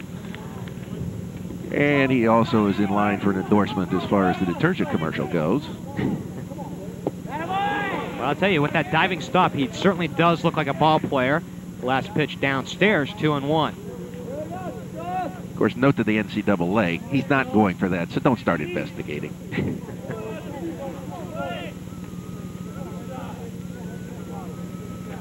2-1. Check swing and a called strike. And the deuces are wild. 2-2 the count with 2 outs. The front end of a doubleheader today for Wright State, and they're looking to make it 3 in a row after a doubleheader sweep yesterday.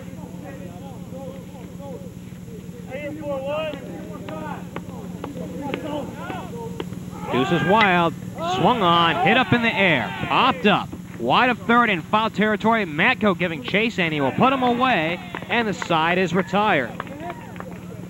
No runs, 1 hit, a runner left. We have played 4.5, and the Raiders lead it 3-0.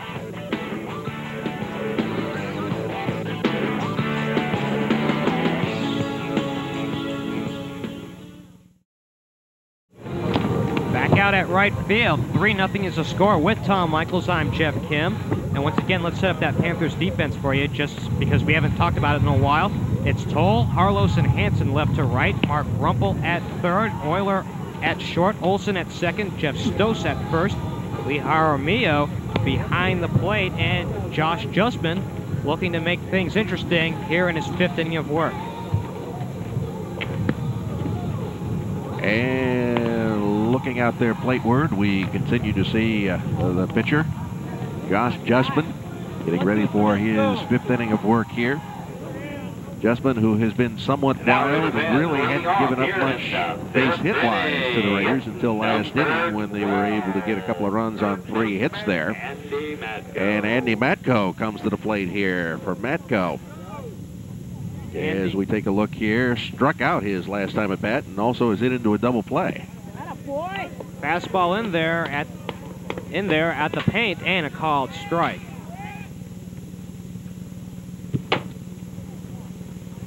Oh, 1 the count, and this one outside for ball 1, 1-1. I thought you were supposed to clean out the wasp over the winter here. Yeah, that's one that's not going to have any more children. 1 ball, 1 strike. Matko waiting, and he takes, and it's a little bit downstairs, and it's 2 balls and 1 strike. Bobby Lee Coy is now the on-deck batter as he came into right field for the Raiders top of the inning. This one hit wide of third, and the throw, it's not in time. A high tag, and Matko had touched the bag first before the tag was applied, and he is safe.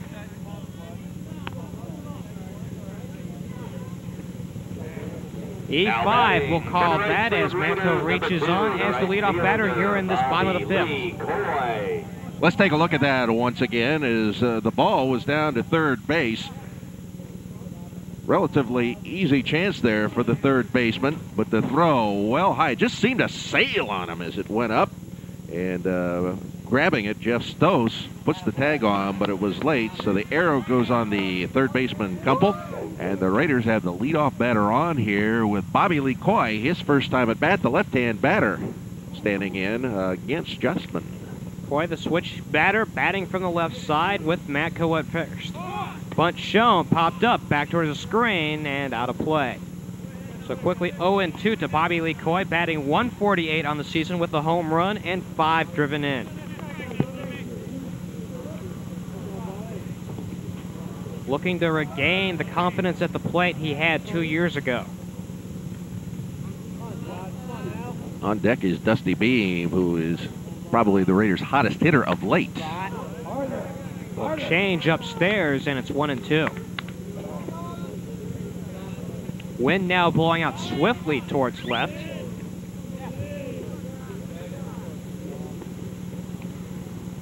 Next offering, hit up in the air, popped up, wide of third, almost in no man's land, and no one will come up with it. So a pop single out to left field. 3 players converging on it. The dive made by by Greg Toll out in left field, but unable to get to it. And so the Raiders now, through the error and that little pop, now have the first 2 batters on in the second inning, or in the 5th inning. And with 2 on, here comes Dusty Beam, who scored the Raiders' first run back in that second inning. Out there in no man's land, as you had said, Tom, and a tough situation for Greg Toll as he had to come charging on in at full speed and still couldn't catch up. It looked like it touched his glove, but it should be a base hit. The check of second, Matco at there, and the bunt shown, put down wide of the third baseline, and a base hit for Dusty Beam. That was placed perfectly. You talk about no man's land. Talk about no man's land is right. A bunt base hit for Dusty Beam as it looked like Justman was slipping off the mound, and when he saw the ball, he just fell down and had no play anywhere. Well, that's going to start some action in the Panther bullpen, but to be honest, the problems that have come up here, certainly not necessarily of his own making. An error on the third baseman, a pop-up that just nobody could get to. You can't blame that on anybody. And then that situation there where the Raiders come up with a well-placed bunt. Foul ball back as the bases are full with nobody out, and Tawan Jenkins at the plate. And a good matchup here for the Raiders. Lefty batter versus righty pitcher who has been a little inconsistent. You put a fastball in Tawan's wheelhouse and he may do something with it. Justin Schmidt is again warming up in the Panther bullpen. Pitches downstairs, 1-1. Of course, Jenkins had a double and later scored back in the 4th inning. Helped to open up the Raider 3-run lead. Once again, the base is FOR, full of Raiders. And it's downstairs in the dirt once again, and a nice recovery by Jaramillo, and a little conference call coming up. Now 2-1 the count, and Wright State again looking to put this one away. We are in the 5th inning, and Wright State with that 3-0 lead. The Raiders have not really, in any way, shape, or form, hit Josh Justman hard. But some wildness by Justman early, and finally getting to see the base hits start to fall a little bit. And now, again, not hitting him hard in this inning, but the Raiders with no outs, bases loaded. Juan Jenkins, a big swing, and it's 2-2. Matt Bruner is on deck. Would like to get his first official at bat of the game, as he's walked a couple of times. Jenkins back into the box, 2-2 the count, nobody out, and the bases loaded. Here's the pitch, and it's in there, a called third strike, right at the knees, and Tawan shaking his head, and he'll go back to the bench. So with one out, bases remain loaded, and here comes Matt Brunner with those 2 walks we were talking about. He has scored a run. 4th strikeout of the game for Justman, as Justin Schmitz still warming up in the pen for Wisconsin-Milwaukee. Check swing and a called strike. Raiders are also warming up a pitcher. It looks like Rod Mileski down there, the right-hander.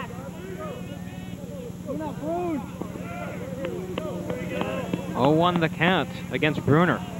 The pitch, and it's in there, called strike again, and just like that, Bruner down in the hole, 0-2.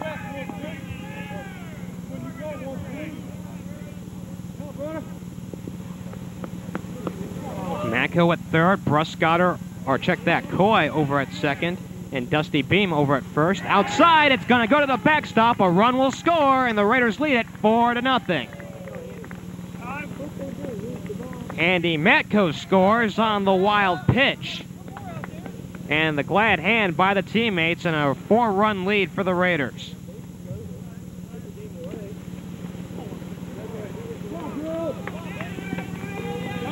Well, once again, as we had said before, they don't ask how you get them in, they just ask that you do. Well, that one, as I've been talking about, this inning to this point, not the fault of Josh Justman, but that one was his wild pitch, getting past the catcher. Raiders lead it 4-0. Swing and a foul back. Bruner just got a piece of that one. And now he's working with 2 men on base as Matko scored. Everybody else advances. Coy is at 3rd. And Dusty Beam over at 2nd. Pitch. Hit on the ground towards short. They're going to go home with this. The throw to the plate, and he's out. 6-2 on the outplay, and we have still runners on the corners with 2 out. But a nice play on the part of Jeff Euler. Well, Euler was playing in very quickly, came up with the ball and threw it on into home. If you're playing at normal depth, you don't make this play, but he was playing in on the grass, comes up, nice hop, and throws it right on home. And close play at the plate, but they get him. And we've got a discussion out there on the mound now. Get out of here now, Josh. We still have Justman remaining in there to pitch, and he will be pitching to Chris Wallace with a sacrifice fly and a single. Officially 1 for 1 on the day. He's been extremely productive and has accounted for a couple of the runs as far as driving them in for the Raiders. So Bruner over at 1st and Dusty Beam over at 3rd. The double play combination on base and the check of 3rd, the look back to 1st. Nobody going anywhere.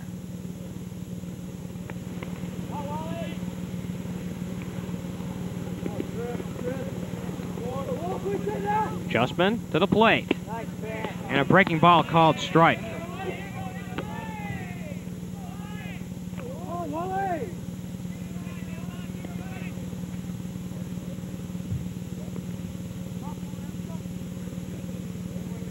Infield at normal depth.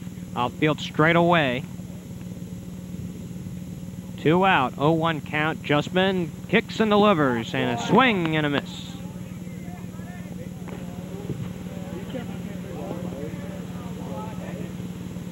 Looked like Wallace thought about 5-0 at the very least on that swing.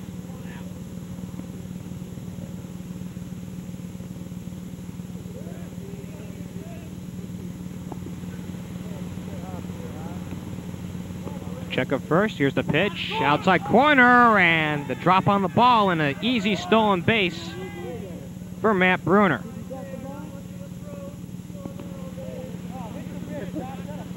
Looks like Jaramillo came up with that ball, bobbled it, and had no opportunity to throw out Bruner. So 2 runners now in scoring position.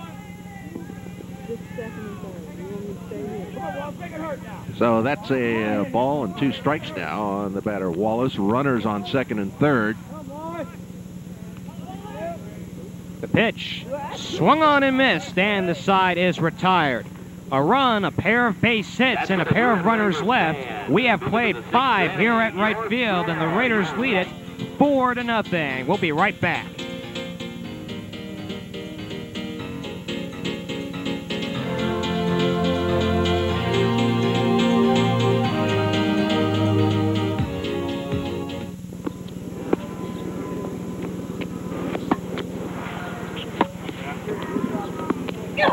Yes, that game.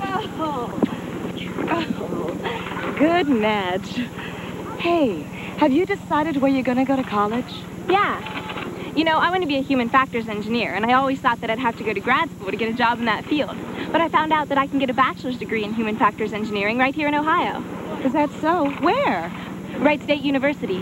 Their engineering college has a great reputation, and Wright State's the only school in the nation that offers an undergraduate in human factors engineering. I could get a good job in 4 years, and then I'll be able to afford to go on to grad school and enjoy a job that I love. That sounds like a good game plan. If you're looking for high-quality education at a reasonable price, take a look at Wright State University, where we put success within your reach.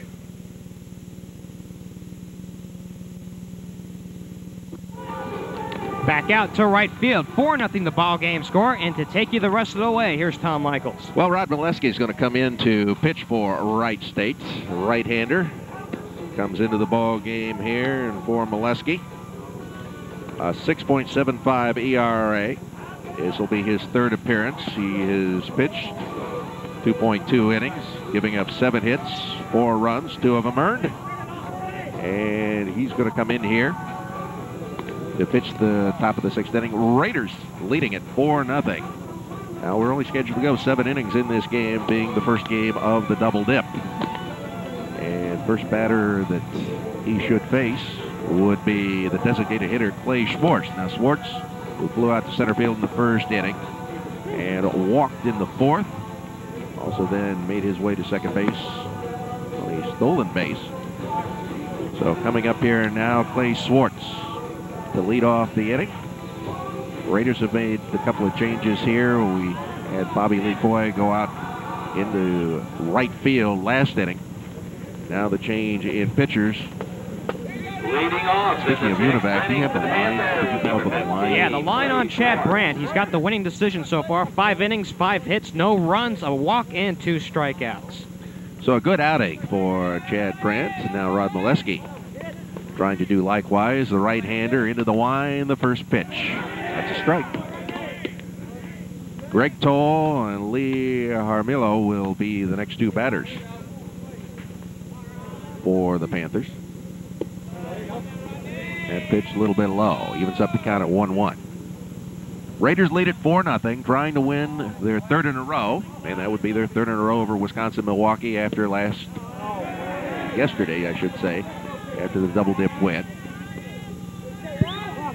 1 ball, 2 strikes the count.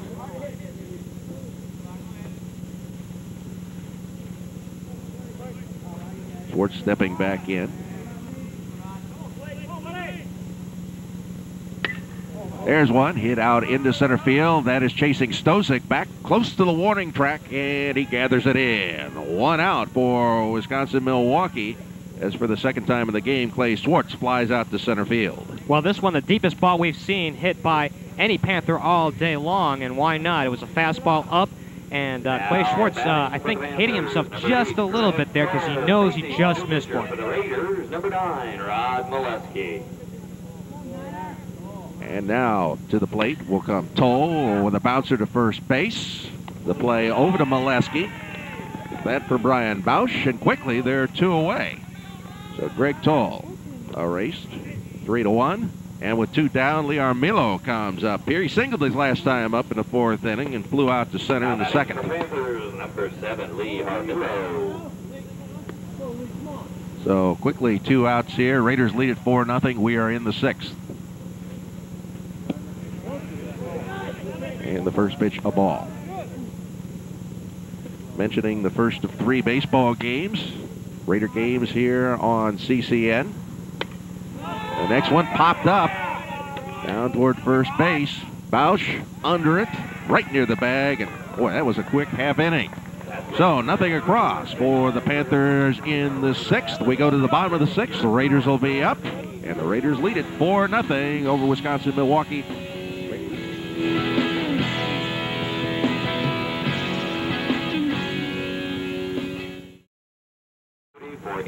And with the Raiders leading at 4-0, 4 runs, 6 hits, no errors for Wright State. For Wisconsin-Milwaukee, no runs, 5 hits, and a couple of errors. And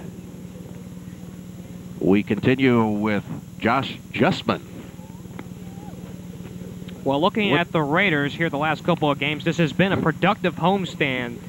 And going back, Casey Sanford won the first game 5-1, going all the way, putting his record to 2-2. And Mark Squire in relief in extra innings yesterday in 10 innings as the Raiders beat Wisconsin-Milwaukee 3-2. And Squire, the sophomore for this team, has pitched very well in relief. And I think we may have found a stopper coming up here in the next year or two.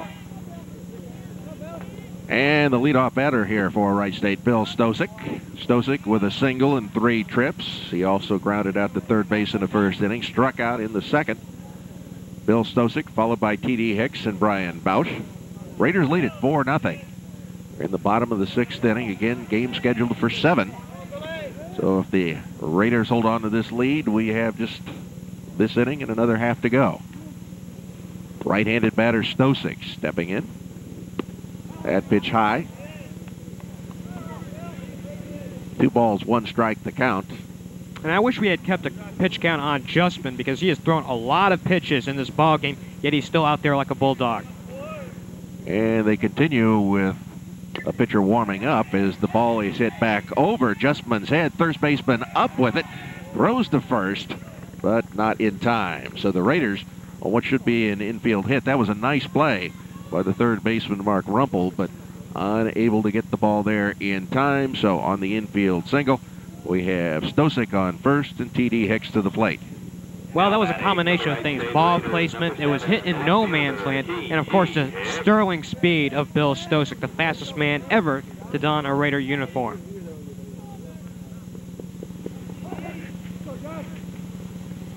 As T.D. Hicks will step in now, runner going. And the pitch was inside, so the base easily stolen there. So the Raiders now with a runner on second base. And T.D. Hicks with a ball, 1 no-strike count. Team leading 6 stolen base for Bill Stosic, and he's well on his way to leading the team at the very least and looking to set a conference record for stolen bases perhaps this year. He had 26 of them last year. So the Raiders with another threat here as the pitch is high. 2 balls, no strikes on T.D. Hicks.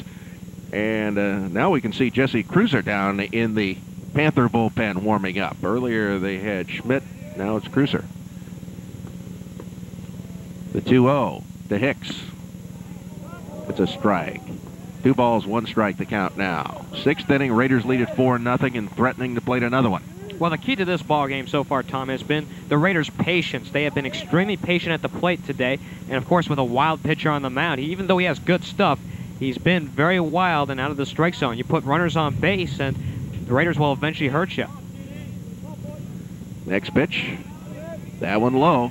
3-1 the count. The wildest with stuff that I ever saw a baseball pitcher, I think, was back in 1965. Jim Maloney for the Reds. Against the Chicago Cubs. He no-hit him, but he walked 10. And he had to go to the, I think, the 11th inning to have the game won by Leo Cardenas on a home run off the foul pole there at Wrigley. As he loses T.D. Hicks, and the Raiders now have runners on first and second. So sometimes having the best stuff doesn't necessarily mean you're going to have the greatest of success, because you're going to put runners on base. Right there he did with the walk. That's T.D. Hicks, and Bausch comes to the plate, having walked in the first inning, on through a fielder's choice in the third, and struck out in the fourth. Good speed on the base pass, especially with Stosic at second. Ready to steal third. Double steal on its way. Here's a throw down to third base, and all hands are safe. So the Raiders go for the double steal and move up the runners. Stosic now on third, Hicks on second, and Brian Bausch has a couple of runners sitting out there that he could possibly send plateward here and give the Raiders a 6-0 lead. 7th stolen base for Stosic, first of the year for T.D. Hicks. Well, you mentioned earlier the fact that Stosic may not hit for the average, but he is so quick out there. And right there, the case, it's not easy to steal third base, and he did it. Well, a tremendous speed out there. And I think, really, if Bill Stosic can end up walking as many times as T.D. Hicks apparently has so far this season, the Raiders are in very, very good shape, especially when John Ratliff and Ryan Tyree come back into this lineup. The next pitch, there's a called strike 3, so Bausch is out. The only thing that might be a problem for Stosic, he's got that speed, but his batting average this year is in the 240s. You can't steal first base. Oh, no, you certainly can't. But as Ricky Henderson in the major leagues for San Diego last year proved, he hit only 240, and yet he ended up scoring about 110 runs. Why? Because he walks about 125 times a year. Now, if you cut that down here into the college level, if Bill Stosic can walk about 35 times a year, the Raiders are in good shape offensively. Why? Because they're getting speed on the Bates pass. With one out, Andy Matko. 1 ball to count on him. Next pitch, outside, 2-0. So he was wild early, was Josh Justman, and seemed to settle in a little bit. As a matter of fact, when he settled in, that's when the Reds started hitting him. He was actually getting the ball over the plate more. As the ball comes to third base, it's off the third baseman, and what are they going to say? It's a foul ball.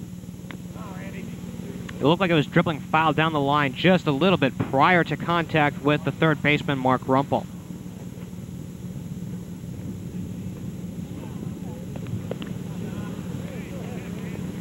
So Andy Matko back in there with a count 2 balls, 1 strike.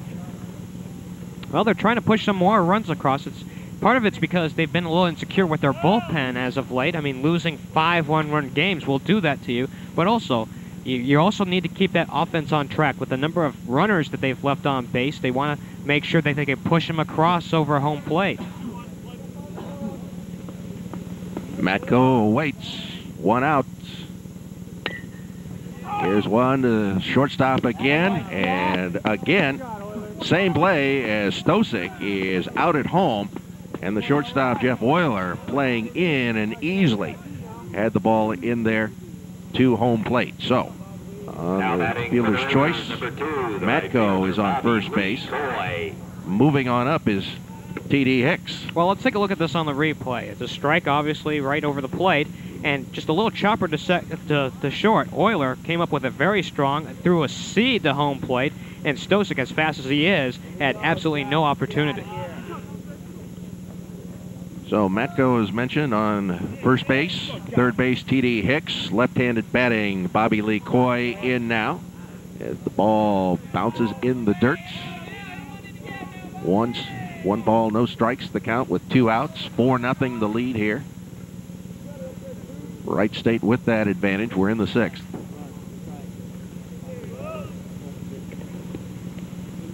Coy awaits the 1-0. And the pitch inside, just barely kept from hitting him. Did the dance there. As the count goes to 2-0.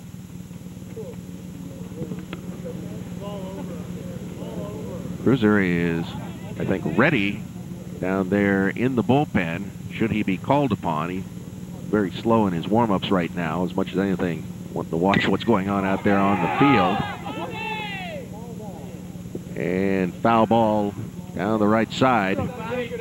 2 balls, 1 strike, the count. Well, a real hot shot down the right, the first baseline. Jeff Stoss could not come up with that one, but that one just fouled down the line. And to be honest, very lucky, because Bobby Lee Coy really turned on that pitch. He had a pitch inside where he could get around on it and simply just smashed it down the first baseline, just barely foul.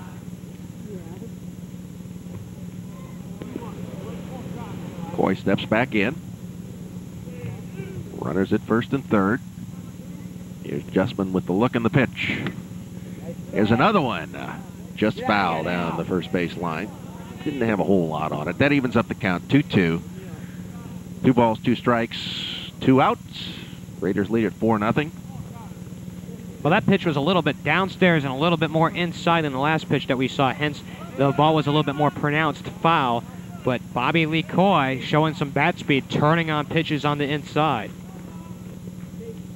The 2-2. Here it is. Hit him.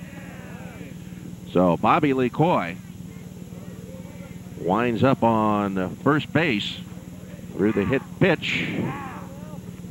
And that'll move Andy Matko on to second base. So the Raiders have them loaded. And they're loaded for Dusty Beam. And this has been a familiar scene for the Raiders already today. They have been productive with the bases loaded, having scored a couple of times on a sac fly and a wild pitch. They'd like to get something via the hit this time. 2 for 3 is Dusty Beam. His last one was a bunt hit, which was just beautifully placed. Shortstop, pitcher, third baseman, nobody could get to that one. Just an absolutely beautiful one. He also has a single earlier in the game as a swing and a miss. Dusty Beam having scored the first run for Wright State. Chris Wallace with a couple of RBIs, one for Bill Stosick, as the Raiders lead at 4-0. Dusty Beam trying to add to that. He's been hot. Here's one, a base hit. That will plate at least one. Here comes the second, and the Raiders now lead it 6-0. Dusty Beam with 2 RBIs there with the base hits. Coming in to score, T.D. Hicks as well as Andy Matko. Moving on to third base is Bobby Lee Coy. And the Raiders now lead it 6-0. And for Dusty Beam, his first 2 RBIs of this entire season. Take a look at this on the replay. Just a seeing eye base hit the opposite way, and as a right-handed hitter against a right-handed pitcher, that's exactly what you should do. Nobody's in position, and good speed as the Raiders were going on the pitch, and 2 runs easily score for the 6-0 lead. Tawan Jenkins in. Struck out looking the last time. Also had a double back in the 4th inning on through an error in the 2nd. Tawan Jenkins, left-hand batter. Runner on 1st and 3rd.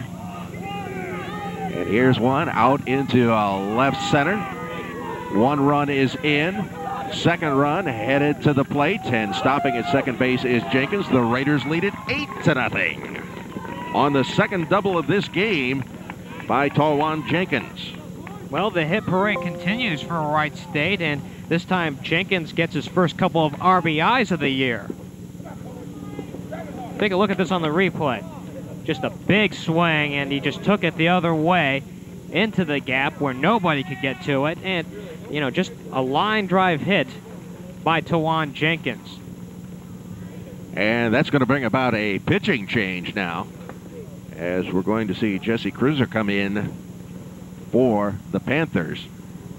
They were trying to, as much as they could, to get Josh Justman through the 7 innings here, but deciding here with the Panthers trailing at 8-0 to go ahead and try and get this final out, as we have 2 outs here in the 6th. Cruiser, who comes in, senior, 5'10", 180-pounder from Potosi, Wisconsin. I love some of the names up. Luckily, I haven't had to say the hometown of, like, Rob Becker so far. Akanama-Wakana. No, Oconomowoc. Well, if I didn't have to say it, why am I trying? Oconomowoc? I have no idea. That's pretty good. Even if you left out 2 syllables, nobody's going to know. Well, of course, we have some help from Sports Information off to our right. Cruiser coming in, making his 4th appearance. 1.69 ERA, no record. 5 1/3 innings pitched, 3 hits, 2 runs, 1 earned, 4 walks, 5 strikeouts, and opponents are batting only .158 against him. Well, they could have used him a little earlier in this game if those stats are really true. And the Raiders are going to have a pinch hitter here. Mike Coleman will come in, left-handed batter. And Coleman comes in place of Matt Bruner. Mike Coleman. Michael Coleman. Coleman steps in to face the new pitcher, Cruiser. And the first pitch, high and away, ball one. Well, the pitching performance by Justman, wild early, hit in the middle, and then things got a little wild, and the Raiders started teeing off on him again here in the 6th inning. Mike Coleman, a pretty big boy out there, 6'1", 205 pounds. One of the only 3 returning players with a 300-plus batting average from last year. The next pitch catches the outside corner. 1 ball, 2 strikes. 2 outs in the 6th inning. As the Raiders have staked themselves to an 8-0 lead here. Wright State, the defense and the pitching and the hitting have all come together in this one. Here's one which gets away. They're going to throw him out at first base on the called 3rd strike. So, striking out is Mike Coleman.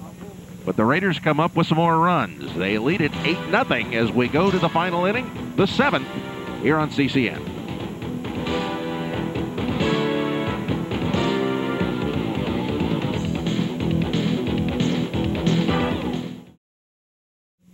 A group of collegiate institutions committed to excellence. We're the Midwestern Collegiate Conference, the MCC. Sportsmanship, integrity, equity, responsibility. These are the values of the MCC. Our mission is to teach these values through athletics competition, and in so doing, enhance the educational experience for nearly 2,000 student athletes. I invite you to support the conference school in your area and join us in the MCC experience. Continental Cablevision Network's coverage of the Wright State Raiders is sponsored in part by Dayton Power and Light. From the employees of Dayton Power and Light, way to go, Raiders! By the Ohio Lottery. By Wright State University and the Wright State University Alumni Association. By Wright Pat Credit Union. And by the Midwestern Collegiate Conference, a solid foundation building for the future.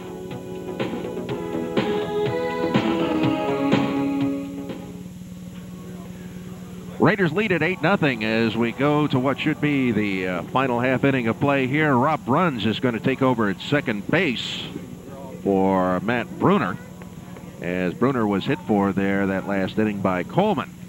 Stepping in to lead it off for Wisconsin-Milwaukee.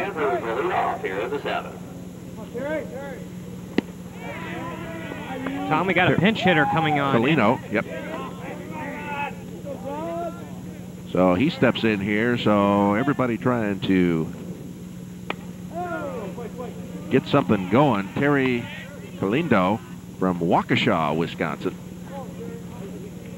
He's a sophomore, 5'8", 155-pounder. 2 strikes the count on him. Next pitch is high. The Raiders with Rod Mileski on the mound. And as we mentioned, Bruns now playing second base for Wright State. 1-2.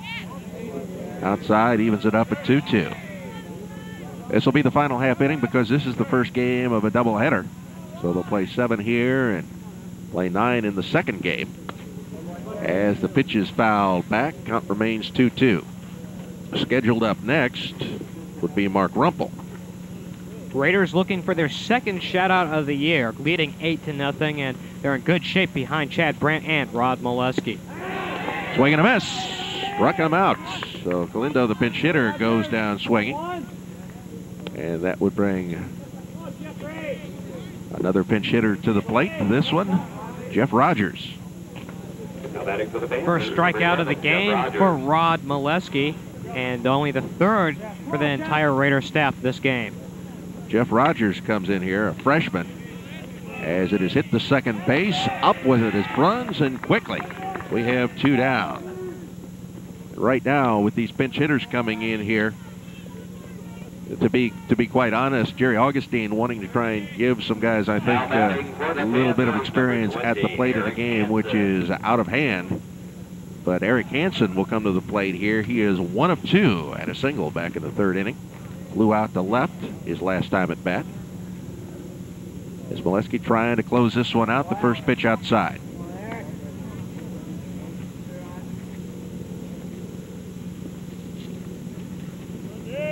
And the next one on its way, inside.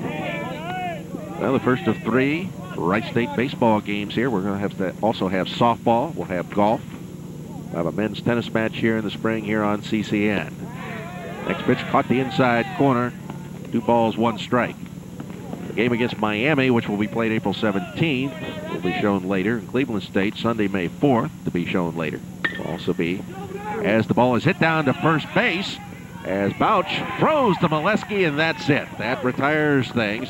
Nice play at first base, and nothing across in the 7th inning here, as Wright State wins it 8-0 over Wisconsin-Milwaukee.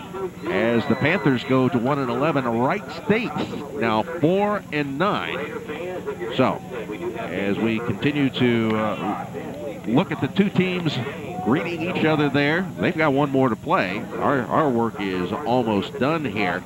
And the line score for Wright State with 8 runs, 9 hits, and no errors. And for the Panthers, it winds up being 0-5-2, the line score for Wisconsin-Milwaukee. Wright State now 4-9, and of course they have won their first 3 in MCC play, and they'll have a chance to make it 4 coming up in the second game of the doubleheader. Wright State, as I mentioned a little earlier, Jeff, the fact of the matter is the pitching came together, good defense, and the hitting came around. The Wright State Raiders put it all in one package here in game 1 of this doubleheader. Well, they certainly did. They scored every way possible. Base hits, extra base hits, wild pitches, sac flies. I mean, you really need to get the job done that way. But the pitching came through today, and you really have to give credit to Chad Brant, who went 5 innings, 5 hits, no runs, a walk, and 2 strikeouts. His record to 1-2 with the victory. And in relief, Rod Mileski, an excellent job for him. 2 perfect innings with a strikeout for him. Josh Justman goes to a record of 0-1, 7 innings, 9 hits, 8 runs.